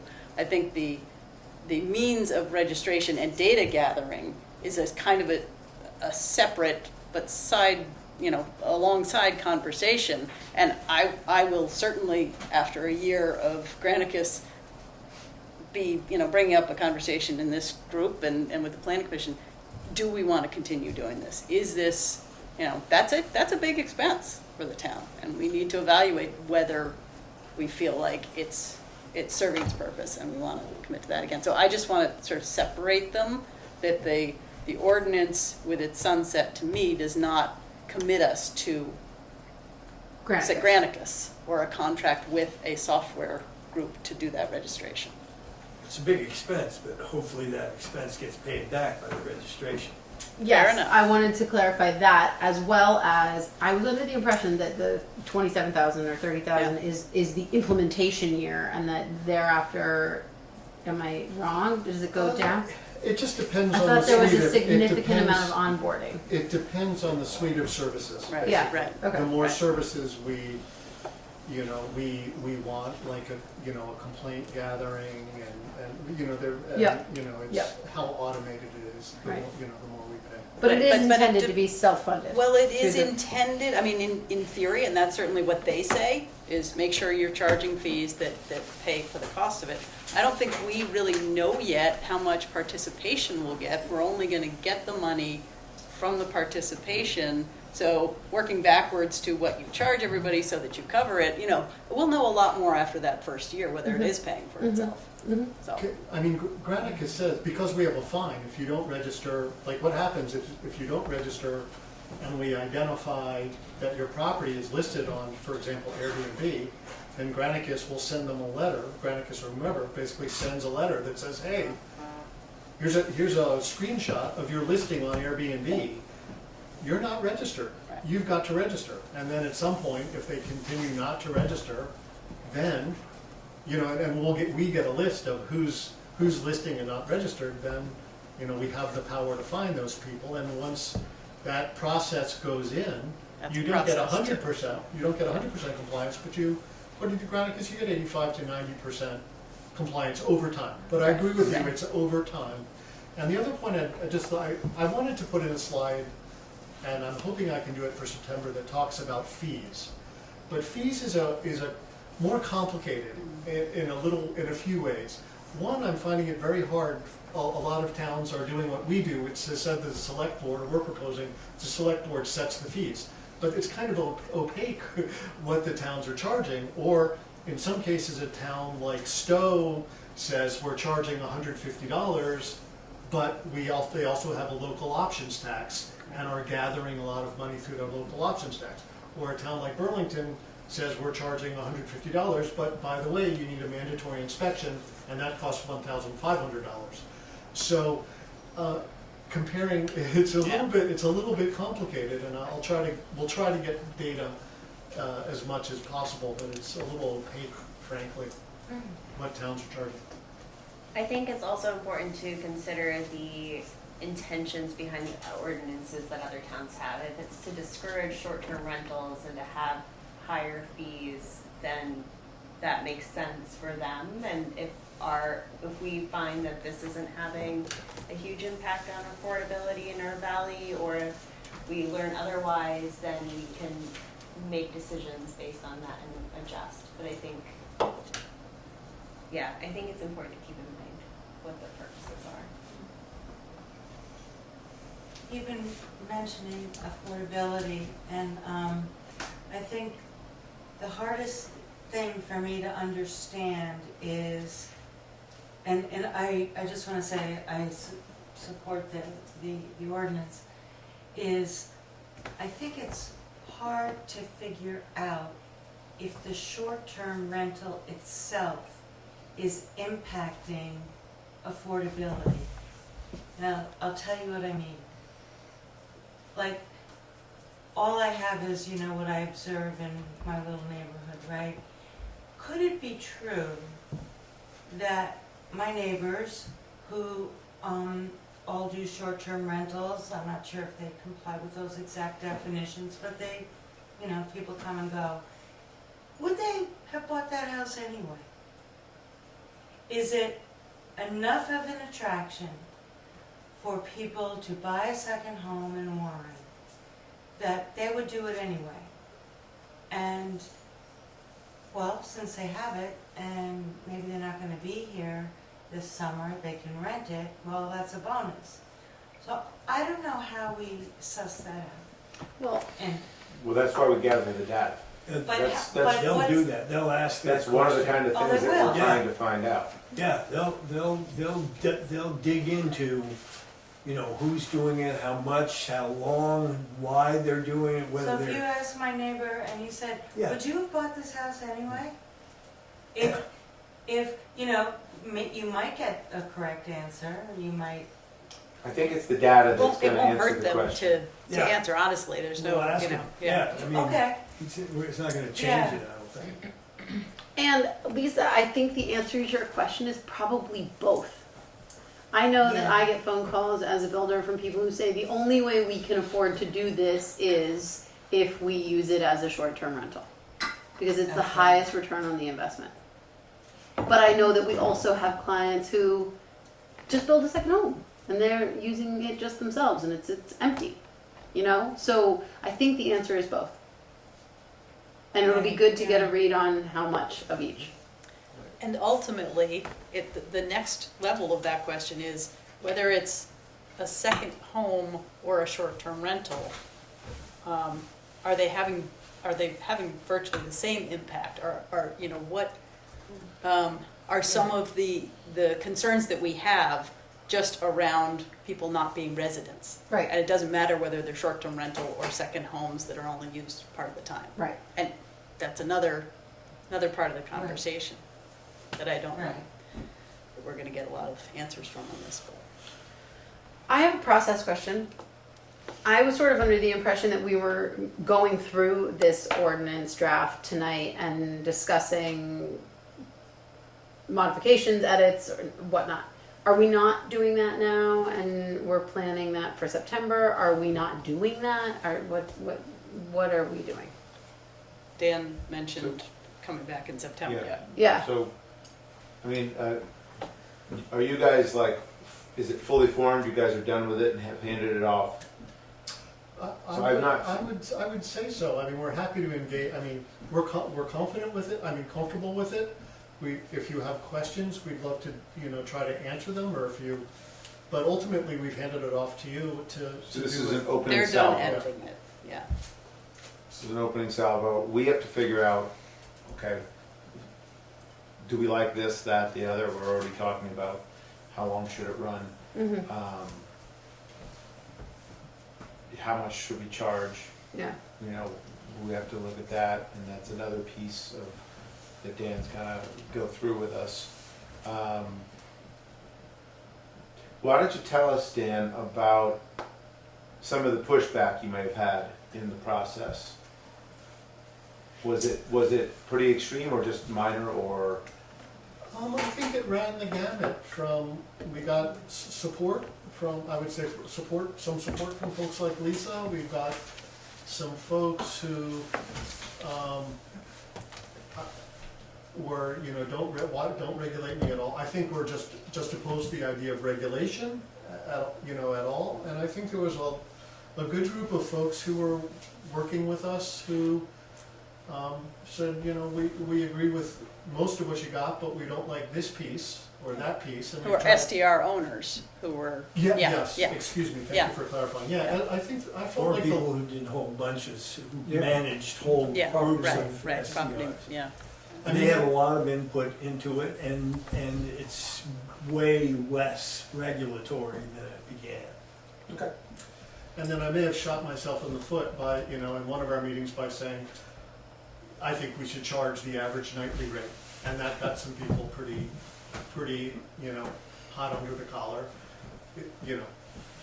But that, you know, but again, it's a complicated discussion. We don't have a lot. We don't charge for fire inspections, you know. So let's try to get more data. And there was one meeting where there were a couple people who were convinced somehow, you know, going to a worst case scenario, you're gonna ban STRs. Now, that word has never come out of anybody at the planning commission, other than a couple of people in the audience at this particular meeting. Yeah, that was the So hardest. there's a fear of that, because Sure. there's been articles about it happening elsewhere in the country and such. And I think Burlington has a pretty draconian, Yeah. you have to actually live on site, I think. So, I mean, that's like, and that would There's pretty lots much of different negate all ways of it. to regulate as far as maybe certain zoning districts, maybe things like that. But yeah, Burlington is one that has done things differently, but that's not Warren.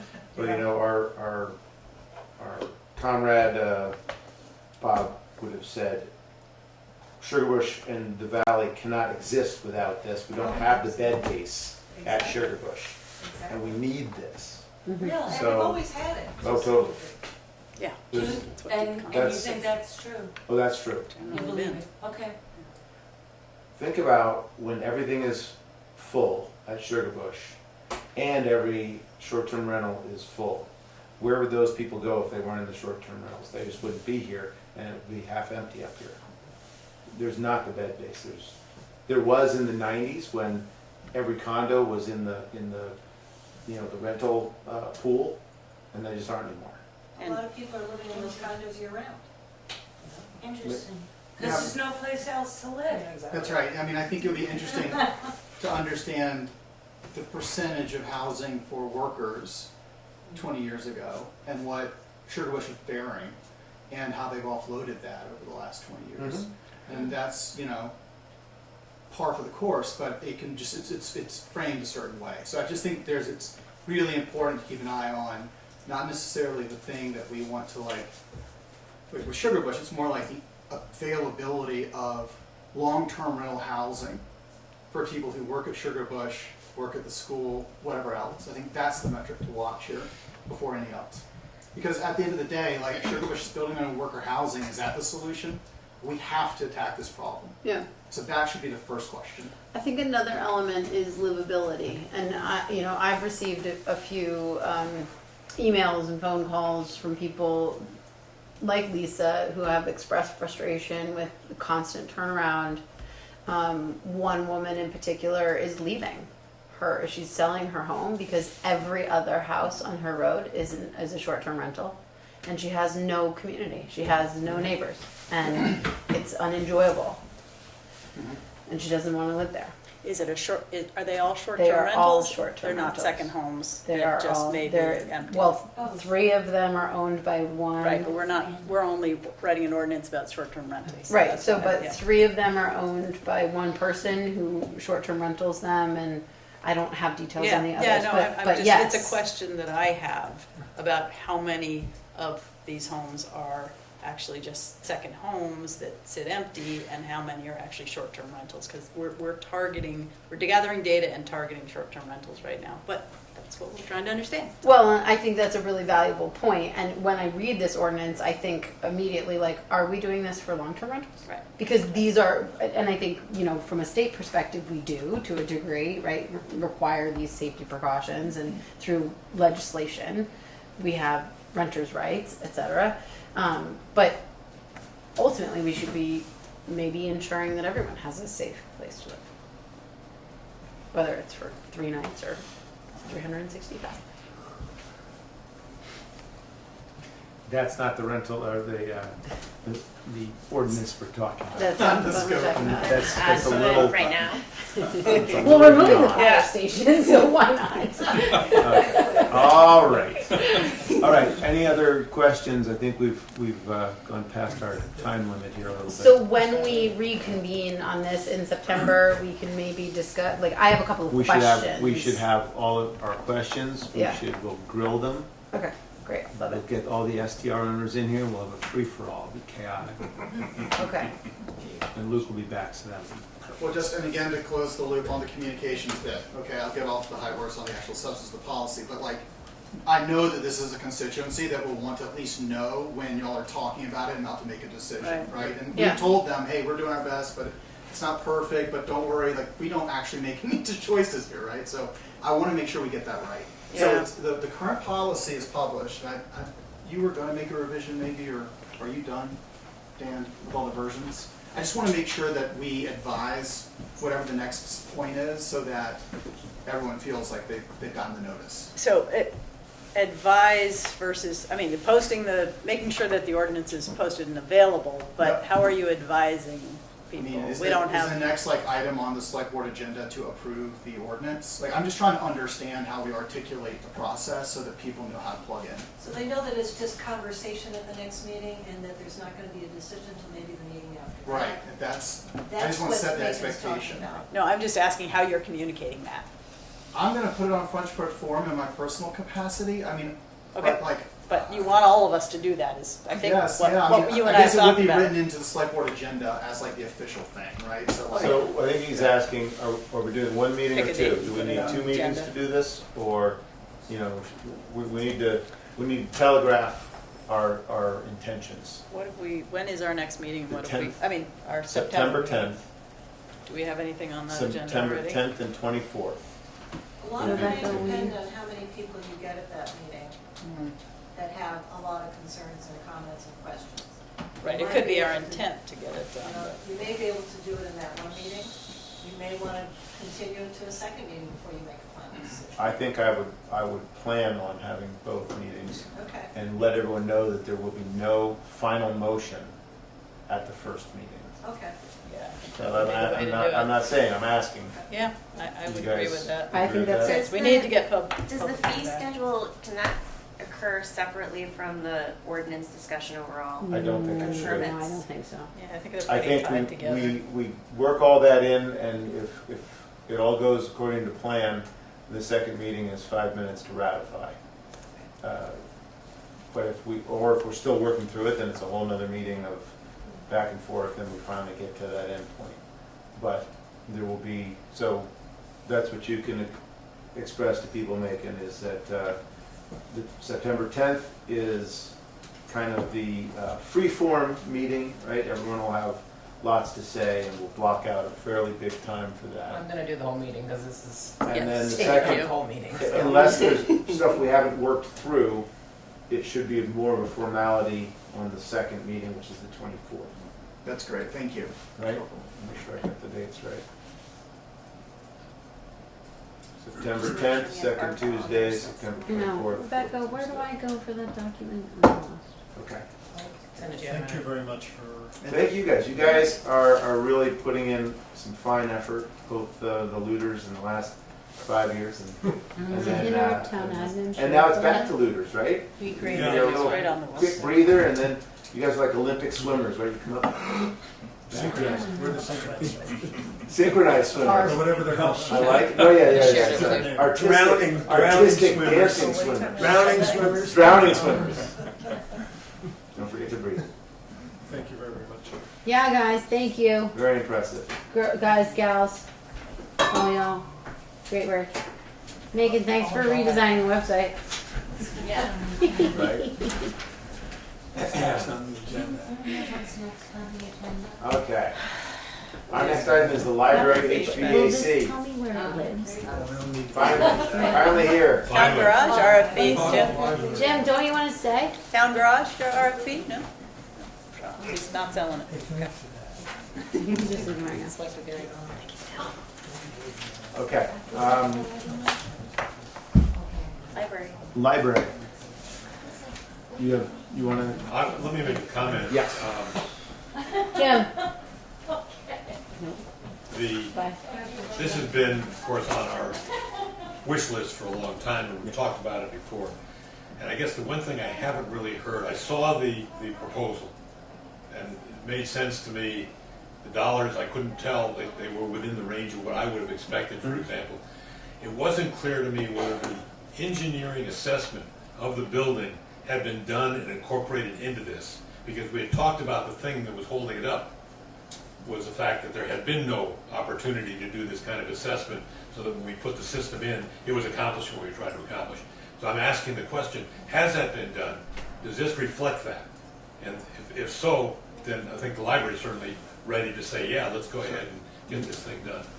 From my memory is that the engineering was done several years ago by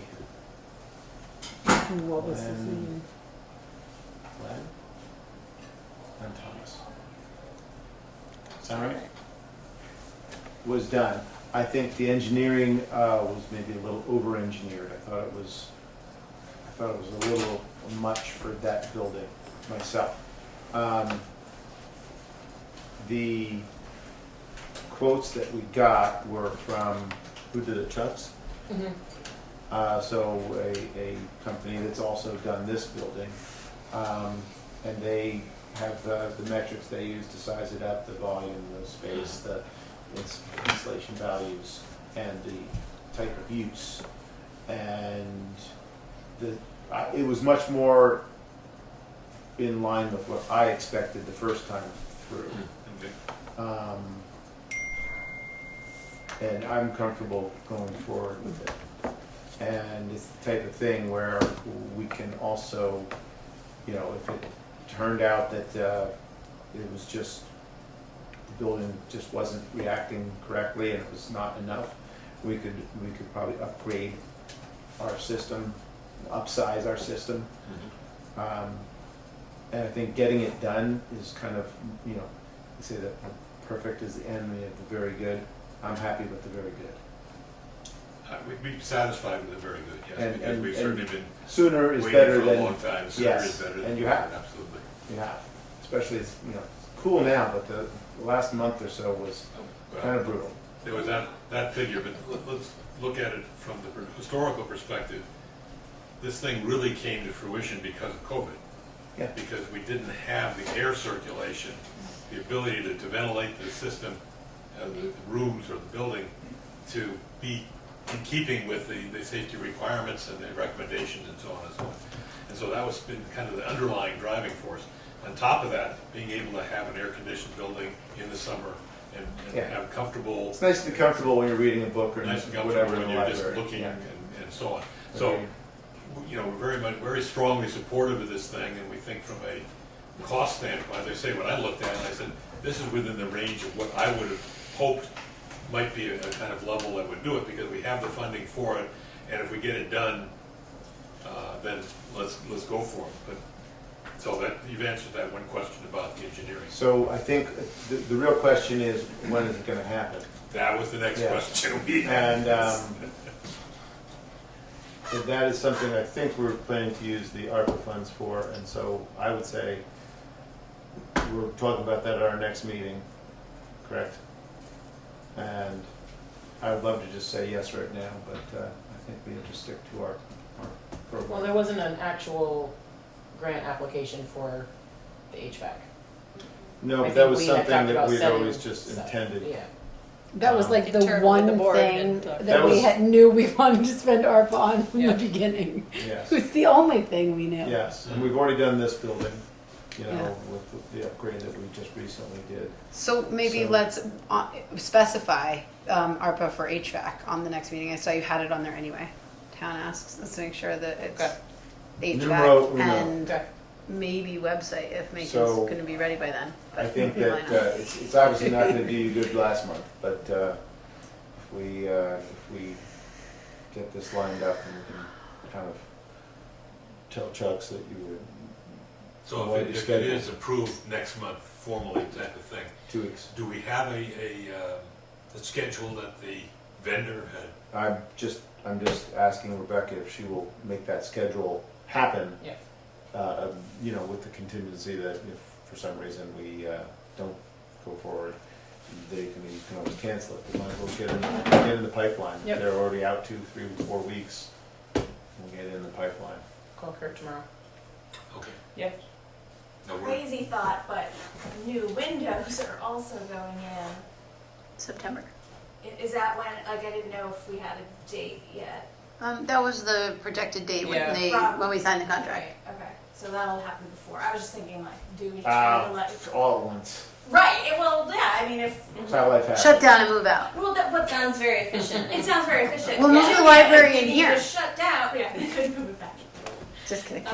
Yeah, but you know, if we need to shut down for the windows or anything, and we could, would be nice if it was It just would one be shutdown. ideal, but I think we'll just take whatever Okay. Yeah. whatever they will allow. Also, I think they'll be relatively unobtrusive. Yeah. As far as installing those heads, it's not No, a Right. big deal. not a big And the deal. think a lot of condensers it's are outside. outside, yeah. The And- lines run And then the outside. electrical piece, are they doing the electrical piece or do we have to have that ready for them? It sounds like they'll do that. Great. Really? So, and they've looked at it, so they know what's involved? Yep. Okay. Will you make sure they're doing the electrical? Yep. Unusual. Okay. Maybe they're more mechanicals than Maybe. just the heating. Yeah. Let's make sure. Yep. whatever happened to their leaking floor? Our leaking floor, our the floor, the water. You mean our water table The that water table is moving up, and yes. falls? They Yes. have addressed that in that estimate, rerouting our dehumidifier. Okay, all right.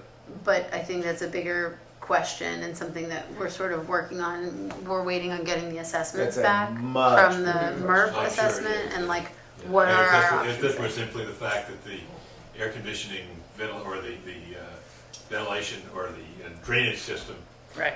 and it was inadequate, that's one thing, but if you've got the whole water table structure. Yeah, it's definitely a water table issue and it would probably require exterior drainage and we're talking about what can be done. But for now, we can run the dehumidifier and that seems to be a good Okay, solution. so it'll kind of alleviate the short-term problem. Yeah. And then get the rest of the building done, and then we can work that issue in the future. Yes, that's the hope, Fine. for sure. That's best we can expect that. Yeah, great. Yeah. And we got Maria shop vac so that if she or Amanda sees the water, they don't have to wait for somebody. Just what she Put on your washes, pull on the rubber gloves. Alex here. Alex, just chiming in. Thank you very much for dealing with this issue, the HVAC, which has been on the record, on the ballot, on the whatever you want to call it, on our minds for about, David, what do you say, 4 years, 3 years? Well, I say 3 years. And also that upcoming, that we do deal with the electrical. I thought perhaps that'd be a part of the HVAC, but maybe not, the electrical and the lighting that we've asked ARPA funds to design a program to get some grants for that, plus other things. But thank you for finally, getting to it. Thank you. I got dinner. Burgers on the grill. I'm hungry. We're on the way. Good, thank you. Thank you. All right. Alex is reminding me of the list of things that are outstanding for the town of Warren ARPA requests. And I wonder if we might take a moment and like we did with the road reclassifications, like assign 2 or 3 of them to each meeting. If that's, we just don't seem to be getting to them. I think there's only maybe 2 that are left. Did we already do all the other ones? So the lighting, We did the library because Alex was here. We did Jeff's request because he was here. We didn't do the website. We said no to the arts committee. Right. And Oh. the HVAC. Oh. That's it. okay.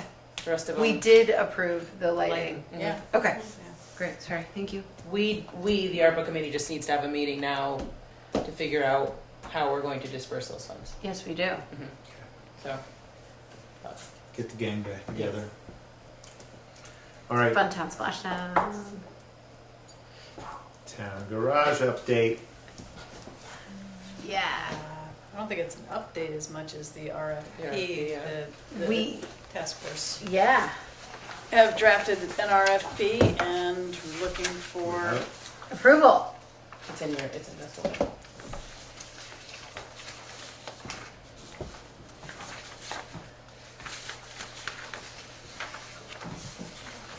There it is.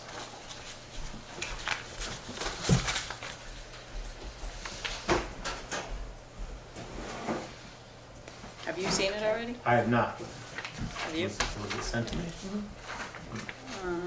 Sent it last Thursday, last Friday. Ah, no doubt. And we have no comments from Lou. I did not see it though. The one thing I was Did not see it. wondering, when I did read this, was the proposal format. Are we have staff qualifications, but are we asking for like recommendations from clients in the past? Like, Staff or qualifications and resumes? references, I guess, for previous work. We have previous Previous work lists, but we experience. don't have like references. That's Would just- you like us to add that? I just think that would be nice.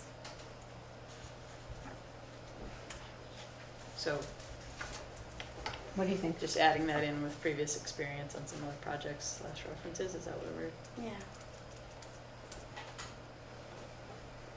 Just recently doing the Sugar Bush Path and getting a general contractor and getting the design firm. They do generally add all of Right, that it's in with their usually packet. like but- standard, so Yes. it just seems like it would be a no-brainer Oh, for us yeah. to have in. Yeah, yeah, You got it. makes sense. I'm editing in real time. Hopefully I don't screw up the formatting. It's already screwed up. I know. Speaking of which, I was really expecting that you were going to change the letters because they don't exist anywhere else under our primary design considerations. Should I change those? Did I A, B, not? C, I thought I D, did E? do that. Yeah, you did. Oh, so I'm editing on our Google Doc and it's not the same.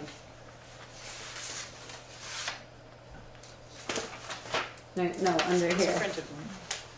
What What's about wrong with it? I don't know. There isn't used to say technically anything AH. wrong. I fixed that originally. It's What do just that we- we use bullets everywhere else, and now Just, we have numbers looking and formatting. letters. Sorry. We'll fix it before it officially goes out. Okay. What do we mean by regreening? We're Regreening the old space? Current space. Current space? What does that actually involve? I don't Is that a- think is we that a- know Yeah. what that involves, but We didn't what, pretend that we knew, but we wanted the proposals to cover, to not just address the new place, but tell us, propose something for Site disassembling remediation for the. and anything we need to do to. I think we don't know what we don't know. Clean We it don't up. know if there's contamination that needs to be addressed. We don't know Jim said we what did needs to be brownfield done. We've done a study brownfield study. And it's fine. And it's Does fine. not need And we remediation. should Oh, probably well, that's include lovely. the brownfield study in here, right? We should have a link to it at least, yes. Good idea. Okay.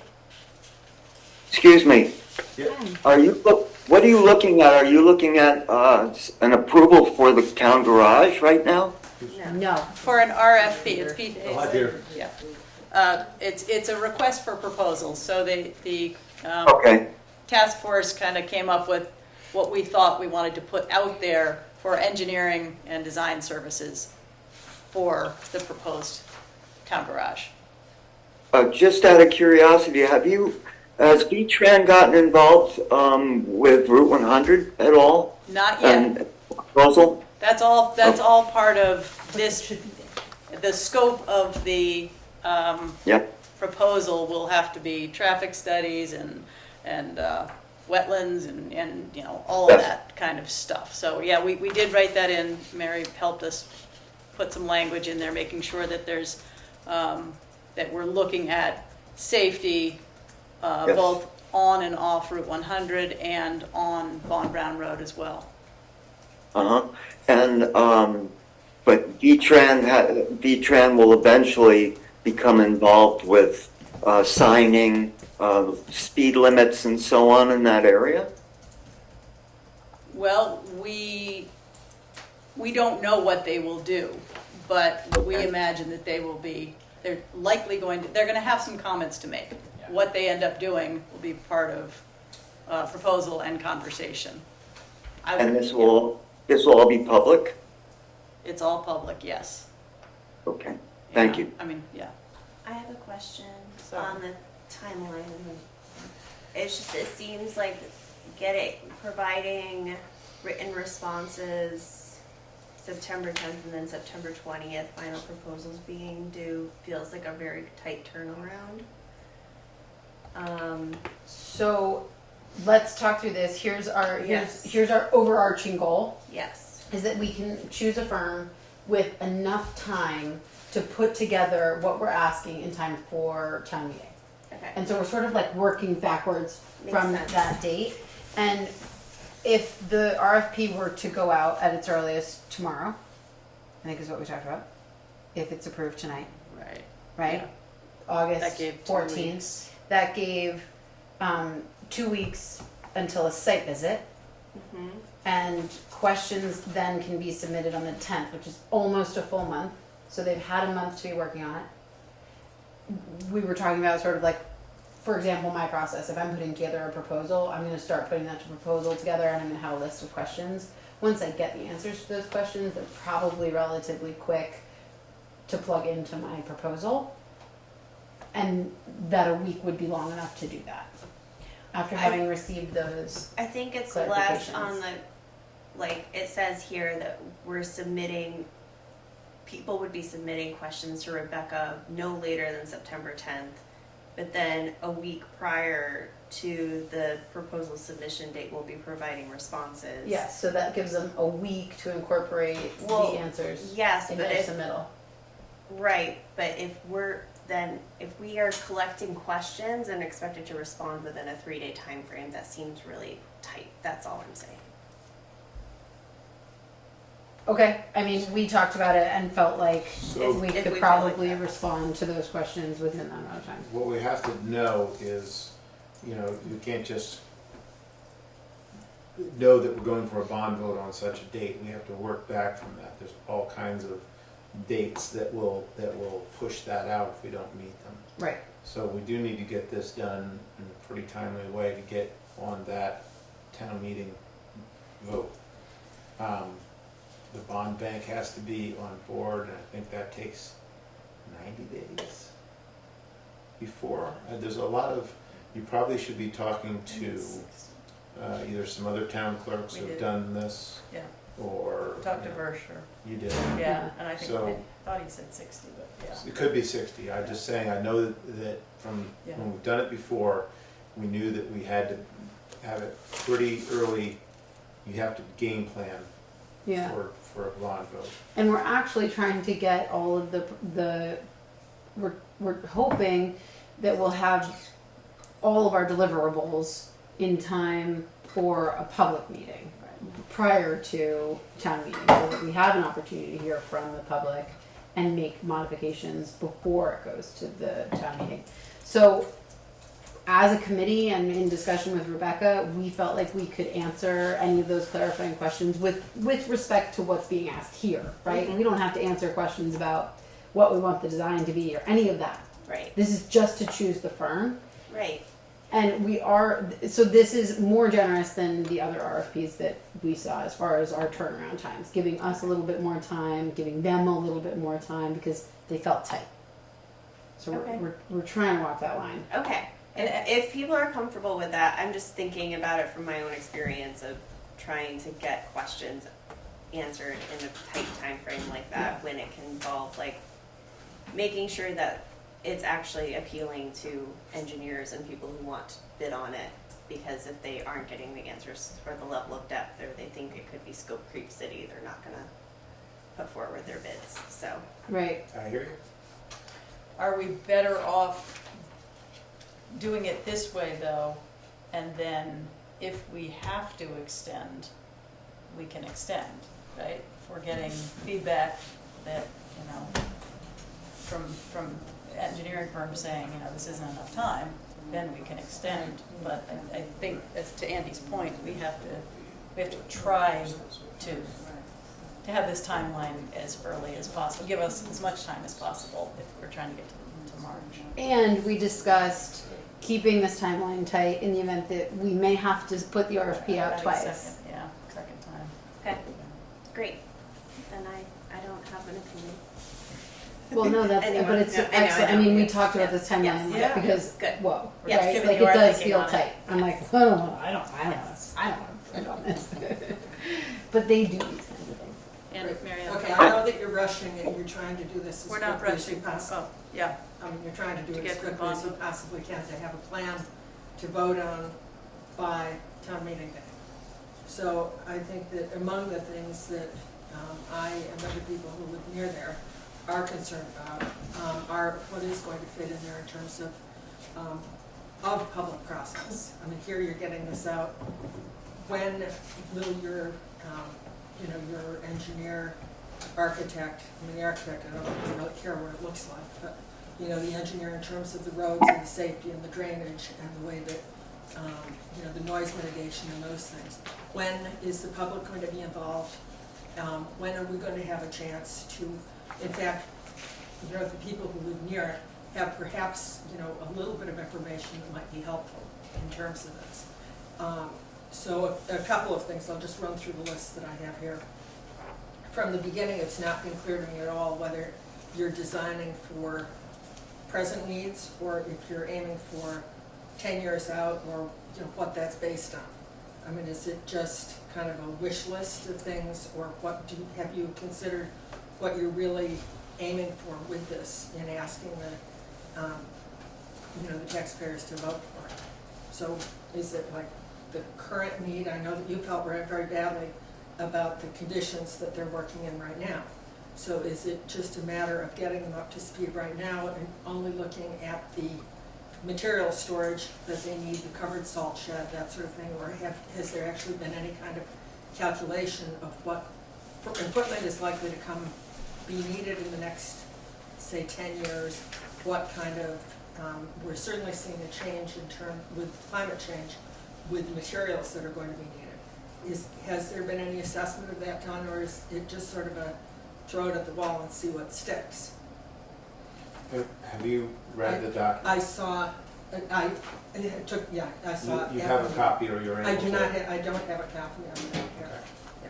But you've been able to see it? I was here at the meeting. Yeah. So And we had an that's extra copy that yeah. Mary was working on. I did look at one, and I have a photograph of it. So the first thing is that I'm wondering about is the timeline, or the, you know, whether you're looking at present or future needs, and how realistic, you know, you're being about that, what you're basing that on. The second thing, and this came up in the meeting, well, actually, let me go to this.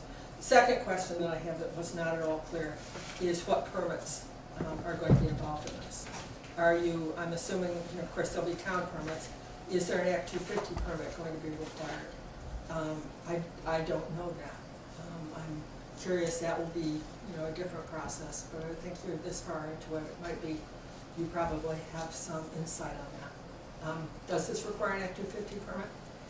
I don't think we know, I think that's what the engineers and the design firms will do. So we asked them to provide. So that'll be from the engineer. My preliminary inkling is no, but that doesn't mean that that's it. I'm not. Because the size of the coverage and the Yeah. excavation and those things. And- The, You, Peter? I'm sorry? I just wanted to Mary's point also, it was just brought up a little bit earlier about thoughts about having the fire department possibly up there as well. So how can you actually get any sort of a plan together when there are so many questions about what might be up there? Peter, I think that was a bit tongue-in-cheek. We were sort of joking about moving the fire department at this stage. That's something that, I don't know, maybe is many, many years down the road, but it's certainly not something we're considering right now. Good. so I had not heard that one before. It was just something that was brought up at that charrette. Okay. A local person suggesting that might be a good idea. Great. Okay, my next point is regarding the Route 100 intersection, and that that's listed in here. You've deferred to V-Trans, but am I correct that what the responsibility will rest with your engineer to be designing the intersection to meet the specifications of V-Trans? Or does V-Trans come in and tell you what to do? The professionals will tell us what we need to know about that. We don't know that. Okay, so you may be hiring. I don't believe we know that. Do you guys know? Mary, I think that our answers to most of your questions are, we don't know. Okay. And the reason we're putting out this RFP is to hire a firm that we trust to help us make those decisions. And we definitely want to include the public in this process as we have been already. Well, so once we engage someone and we start having these conversations, that too will be accessible. Okay, and two more. So the roads, we're punting that down to them for the moment. Well, we right? know what We're we've having asked. professionals do the work that professionals do. And you don't know if it's going to be these professionals, or if you're going to be having, or if the state will be doing it. Well, I'm sure the state will have a lot to Be say involved, about their yeah. work. There will be many professionals. So, And we know what our asks are, and our asks include your concerns. Well, thank you, that's great. So then the next one is that you previously, in a former meeting, mentioned that the Conservation Commission has a plan for the property. And you said that they'd already, when you talked about the fact that there were studies that had been done before, and I mentioned that there had been, in the past, in this stipulation that was agreed to by the previous Board of Selectmen, included this being available as a recreational asset for the town. And it was said at one of those public meetings that the Conservation Commission had a plan. And I'm wondering when that comes into play, or when they get included in that, or if that was just somebody trying to get me to go away. My recollection of that conversation was that Jim Sanford said that he had spoken with Hito about the piece, and that Hito said it was something the Conservation Commission had talked about. When Rocky was here, he said, I'm on the Conservation Commission and I don't remember that. So Rocky was going to follow up with Hito and the Conservation Commission and let us know. I do not believe there is an what their- actual management plan from the Conservation Commission like the one for Eaton parcel. Right. I believe that is not the same level of management. However, when the town accepted that parcel, that was definitely, if you go back and read the original, and yeah, I think that'd be a great place for Yeah. trails. There's a lot of land up above the pond that could be used for that kind of thing. But It's possible. in fact, it might not now, when you've got the town garage there, because do you really want people traipsing through your? I don't know that they're not mutual. That's beyond the scope of this. But if that, it actually isn't beyond the scope of that, because if you've got Yes, the it is. 70-acre parcel of land, so you're gonna just sort of go ahead with this part and then see what's left over, instead of mentioning that in here? Absolutely. Okay. So, Because the more muddy you make this, the more money it costs. And we don't need to solve every problem right now. That's for a future board or a future conservation commission to have an idea on. But what is worth noting is that if we want the potential for trail access, we will take that into consideration when we site the building, allowing it to provide access to that space or fencing around this garage, whatever that may requue. And in our conversations and our site visit, we did discuss placing the building so that there was still, all of that open. We weren't looking at disturbing any of the forested area up on that high side of it, just where it's already developed. Right. In thinking about the fact that we know there may be some wildlife stuff, there may be recreation opportunities up there. at a previous meeting, a couple of people who were attending mentioned that that had been identified as a solar site. And again, you're not going to mention that, or are you mentioning that? Who identified that as a solar site? I can't remember who's talking at one of the other public meetings that came. I don't think we're here. Somebody from the public, you mean? Yes. In our RFP, we have definitely made requests for solar arrays to accompany the development of that site, at least to power the garage. As a possibility. As a possibility. Yeah. We are It definitely is listed. interested in investigating the solar potential And of so that it space. says solar in there? It at does, this point? yes. Okay. That's great. So then the other, among other things, and Pete might have some issues to bring up as well, but from what I've heard from other, pardon me, property owners, that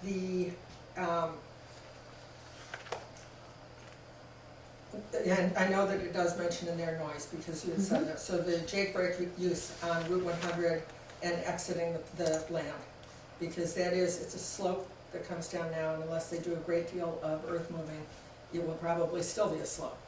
And I think you may recall that we have requested the potential for relocating the access to that site well away from the existing access on Gun Brown Road, which would hopefully help with that. And to help with the incline as well. And so then, but this is in regard to the overall intersection, and these are concerns that are not only my own, but, but that other people have voiced as well. Aside from natural tree growth, what type of noise mitigation they're considering?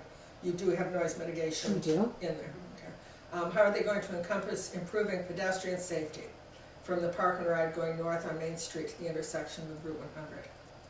Well, I think we are absolutely, as a board, still committed to traffic calming on the northern part of the village. So that's a piece in and of itself. We are also concerned with how we manage traffic off of Route 100 onto Main Street and then onto the access to the pit, and we'll work with V-Trans and whatever engineer we choose to try and find a safe, reasonable solution To tie that It's conversation absolutely together. a concern of ours. Okay, another thing Absolutely. that's come up with, that a couple of people have mentioned to me, who I think bear much more of a brunt of it than I do up above, other than sort of driving through it, is the dust. And the dust, the existing levels of dust, I will say the new material on the road going in there, you can see already that the apron on the road on Route 100 is much tidier, and I mentioned that to Andrew, that that is an improvement, but it is notoriously dusty down there. And and then someone mentioned me specifically the issues of the trucks carrying material and the amount that blows off of them, and the environmental, the discomfort that comes with that if you have breathing issues and that kind of thing. So I don't know, that's probably more of a in practice, what procedures are going to be in place. But that I've never heard a count of how many, what kind of truck, what traffic is expected here. I don't know if you're going to be gathering that information, or if they're going to be gathering it to assess the traffic impacts or not. But Are you thinking that's going to be a change? Right, Or yeah. with it being the focus of the town. I think it's going to be the same amount. I mean, Yeah. you already have the materials there. It'll be different in the winter, obviously, because Right. the sand pile and the salt pile will be there.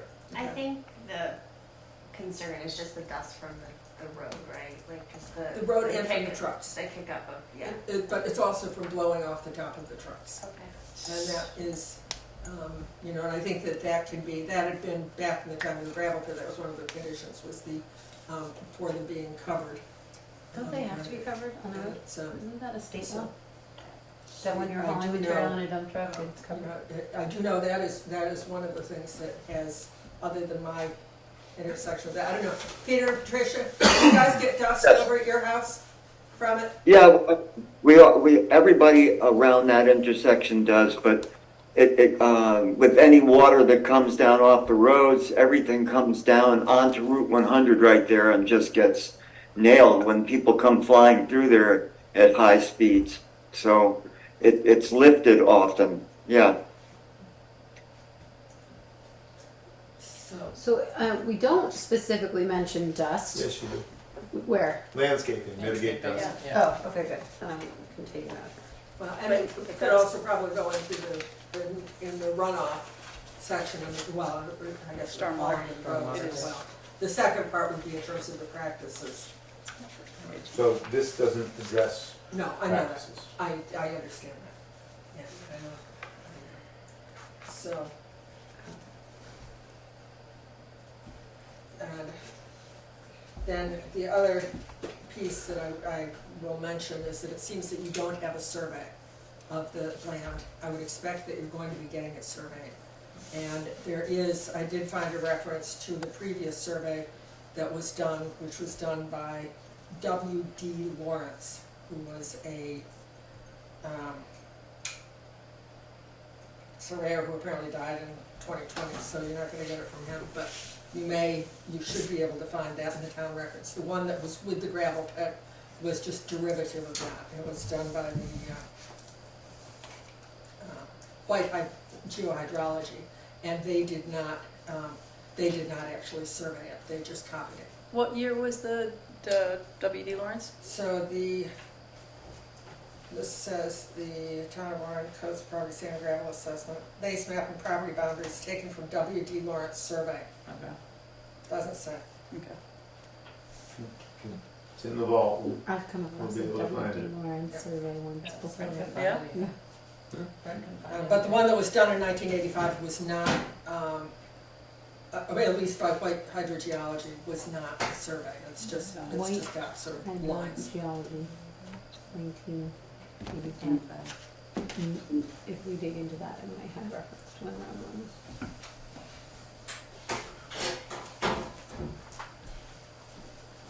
So when would you see would be opportunities for, if you're planning on getting the RFP out, and you're going to have a site visit with the Site visit would be good. engineers, and is this a site visit for the engineers to be taking a look at it? Yep. Or is that- Yep, to ask so- questions, that's a great time. Okay, and that would be open to the public? It's all open to the public. It's Yep. all open to the public. Okay, and what date would that be? That's, well, if this is approved as written, August 27th. I would say open to the public, but maybe not for a Comment. full comment, not for back and forth. If you have something to say, you certainly could say, but I don't think we're gonna have 8 different engineer firms Right. In a going back discussion. and forth with the discussion. It's really just to get them on task. Okay, so you'll have them all there at the same time? I don't know that. Okay. We Our- offer our we offer plan- that as the site visit date that they need to meet if they're planning to be there. And when is your next meeting? We don't, you mean the task force Either the group? task force or the Select board? Our next meeting as 2 select weeks. board is the 27th of August, So you're going to do them both the same day? We are. You're going to have the, and we have Just- not set a meeting for the town garage task force yet. Okay. Although Just- we, oh, sorry, Peter. Just out of curiosity, one more thing. You spoke earlier about a possible other access to what would be the town garage. Has it been? You have any idea where that might be? Andrew was the one who suggested that he could imagine it coming, let's see, it was further east, so starting sooner off of Von Braun and coming up more. No. No? I thought he wanted to come off of Route 100, not straight Von off Braun. Route He wanted to 100. come straight off of Route 100 further north. We already have that done. That's Barry's, I gave you that information. That's what Oh, is it Andrew was right talking off about. Route 9? Oh, okay. Okay. Barry, Yeah. Barry had And that all mapped separating it. out. There's a Barry wetlands did? there. And Mary, you were part of that, and Barry was talking about moving Von Braun Road. I had a copy of it at some point. I was not part of any. I and you were in the room when we discussed the possibility of that. There was wetlands there. It was less than 3,000 square feet. It was just an idea that Barry had to move the Von Braun Road north. Right, I remember seeing a drawing. Almost across from the entrance to the north entrance to the village. And he had it so that it went in flatter, and then your road was more of a stop sign instead of a Y. It was more of a T, I believe. Yeah. But Okay, I do remember seeing that, but I thought that what Andrew was talking about. I don't know I didn't. What Andrew was talking about was moving the entrance to the pit further north on Route 100. Yeah, that's the Barry Simpson. And that's where we got further. near the entrance to the village, which is how we ended up talking about, hey, maybe a roundabout is an interesting idea here, right? So, because it was aligned there. But ultimately, we really don't know, and Just we the don't know theoretical, yeah. if V-Trans would allow that. We really don't know. about wetlands, we don't know about any of that. Any of it. So That's yeah, it. that's why we have Andy, engineers. You said something about you gave us that, where. Andy, I have it all. Oh, He okay. gave me a bunch of folders. Yep. I'll dig it out. Okay. I don't know if it will or will not be helpful. They'll probably want to do it all themselves. But I've had the original RFP from 2009. Drastically different than this. Yeah.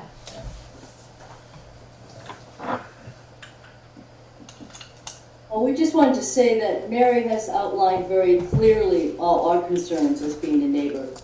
The intersection is incredibly dangerous. People do not, that straightaway, as you all know, that's when people fly at 60. We do have major concerns, as we've expressed before. But Mary, you outlined it really beautifully, and thank you. Yeah, our problem really isn't so much with, the noise is terrible and we can't, if you can mitigate that in any way for all of us, it would be one thing, but it was the danger of, that's a huge intersection. V-Tran would, if we could get them involved and just have them at the north and south entrance, in between there, be like 35 miles an hour, like any other town on Route 100, and mitigate the speeds that people travel through there, because we've almost seen so many accidents there, and you can't see around the corners. People, the big trucks coming through there don't slow down, and it's frightening. And we've lived there for 42 years along with Mary, and we've watched that intersection closely as this whole process has gone forward, and it's hugely dangerous, and that was our biggest concern at this point. Thanks, Peter. Yeah, I mean, to me, even if we weren't talking about moving the town garage, it's a topic that north entrance to the village is a topic that we needed to be discussing anyway. So to me, it's an opportunity to do both, to address both. Sure. Thank you for your time. Thanks. I think we're hopeful that this project might be large enough to get V-Trans attention. Yeah. Yeah. Yeah.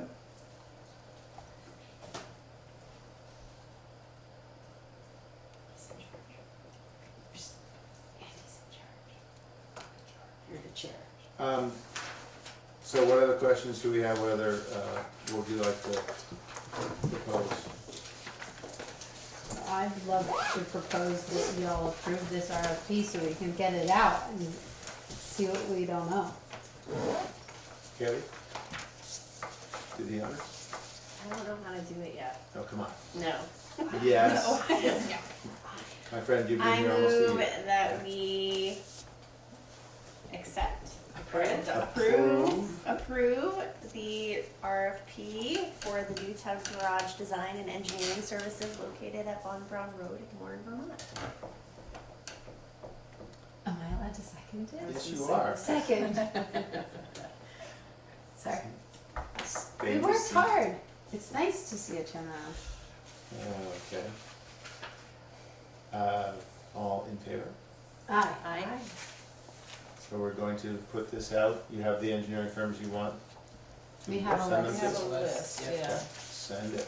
Actually, do you have any suggestions? You should look at the list we have and see if you have any, if anybody has any. I other think the suggestions. more the merrier. Yeah. I don't have any, my suggestions would be people that I don't like, and I don't have any engineers that I won't work with, at least yet. So just to read through our list, we've got Du Bois and King, Yep. O'Connor Group, Krebs and Lansing, James Co. He was the architect for Rocher. E.H. Danson, Associate Architect, DeWolf, Wyman Lampier, Engineering Ventures, Engineering Services of Vermont, and Scott and Partners Architects. And some of these seem to work They work together. Yeah. Like, Wyman Lampier, which is, I'm sorry, it's Wyman Lampier, but I can't get over it. So anyway, it's Wyman Lampier, and they submitted a proposal to the town of Waitsfield and included Du Bois and King as like the mechanical and electrical engineers for that project. ECI, No.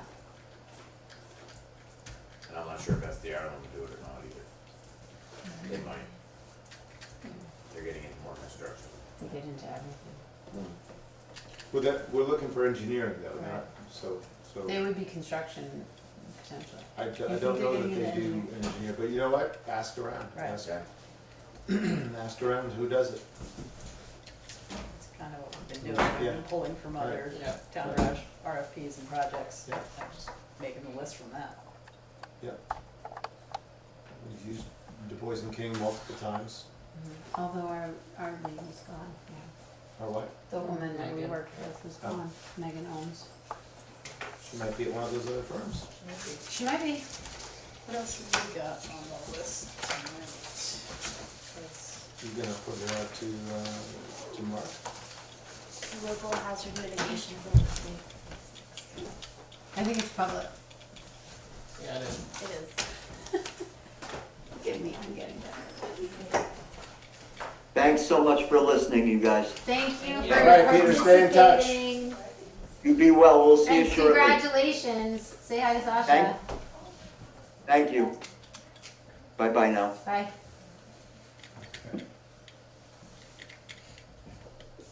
So, let's see, local hazard mitigation. That's why Jeff's still here. Poor Can't you Jeff. see? Among other It's been reasons. a long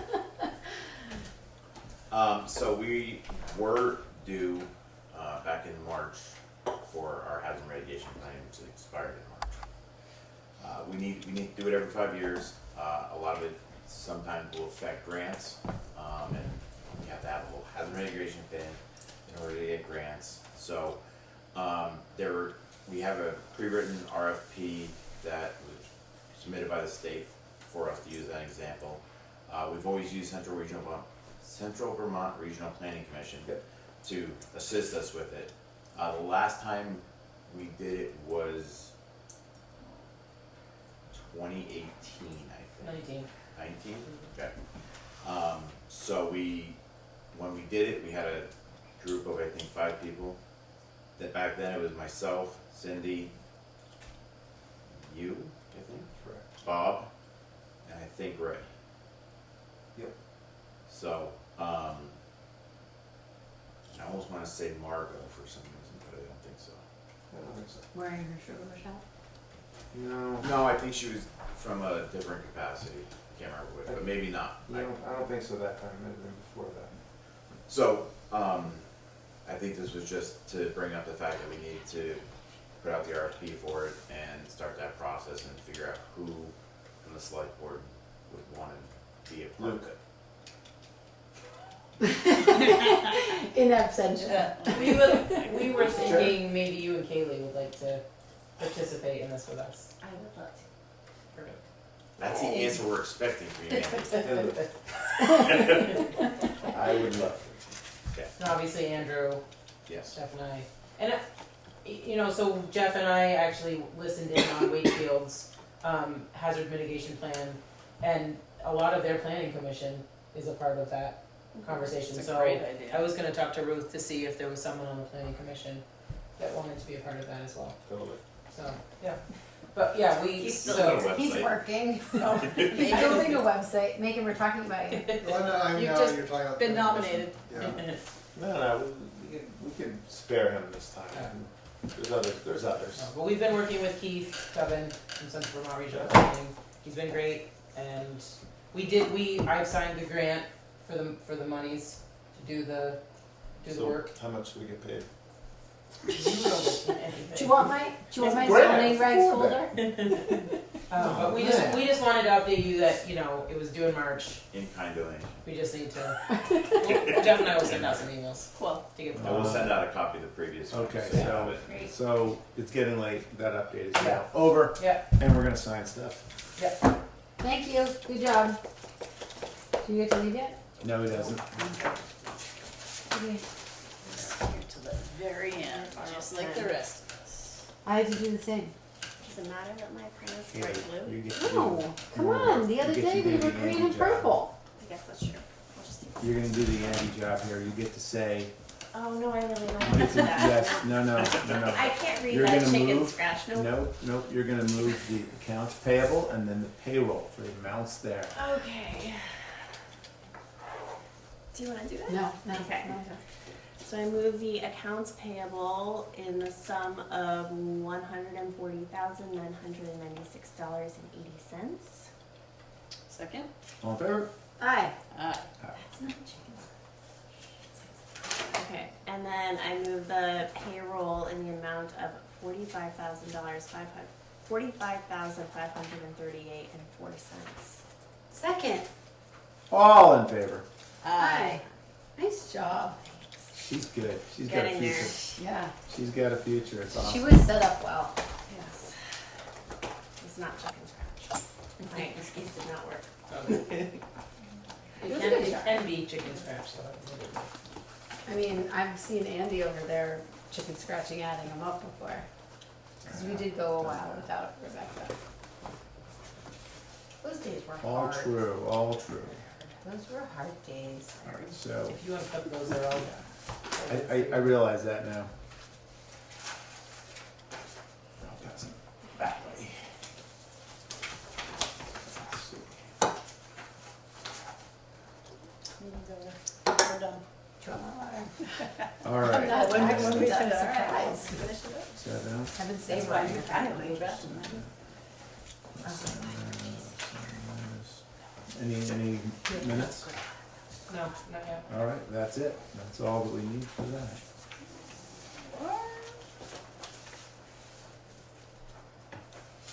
Hang on, I gotta see if there's another. Just like that, just Washington as I was marking in community.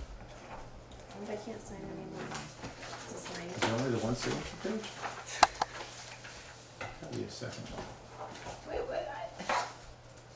where's your bright So blue? the one signature Going page? I'm right. confused. Going for brick now. Sign that one. You signed that one. And that one. Ah, there's one. I knew there was one more.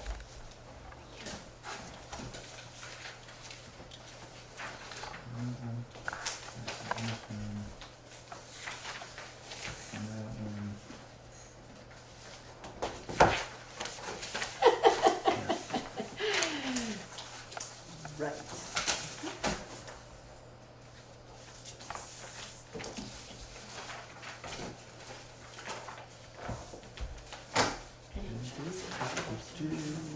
All right, shall we hear a motion for executive session? I move we enter executive session for personnel.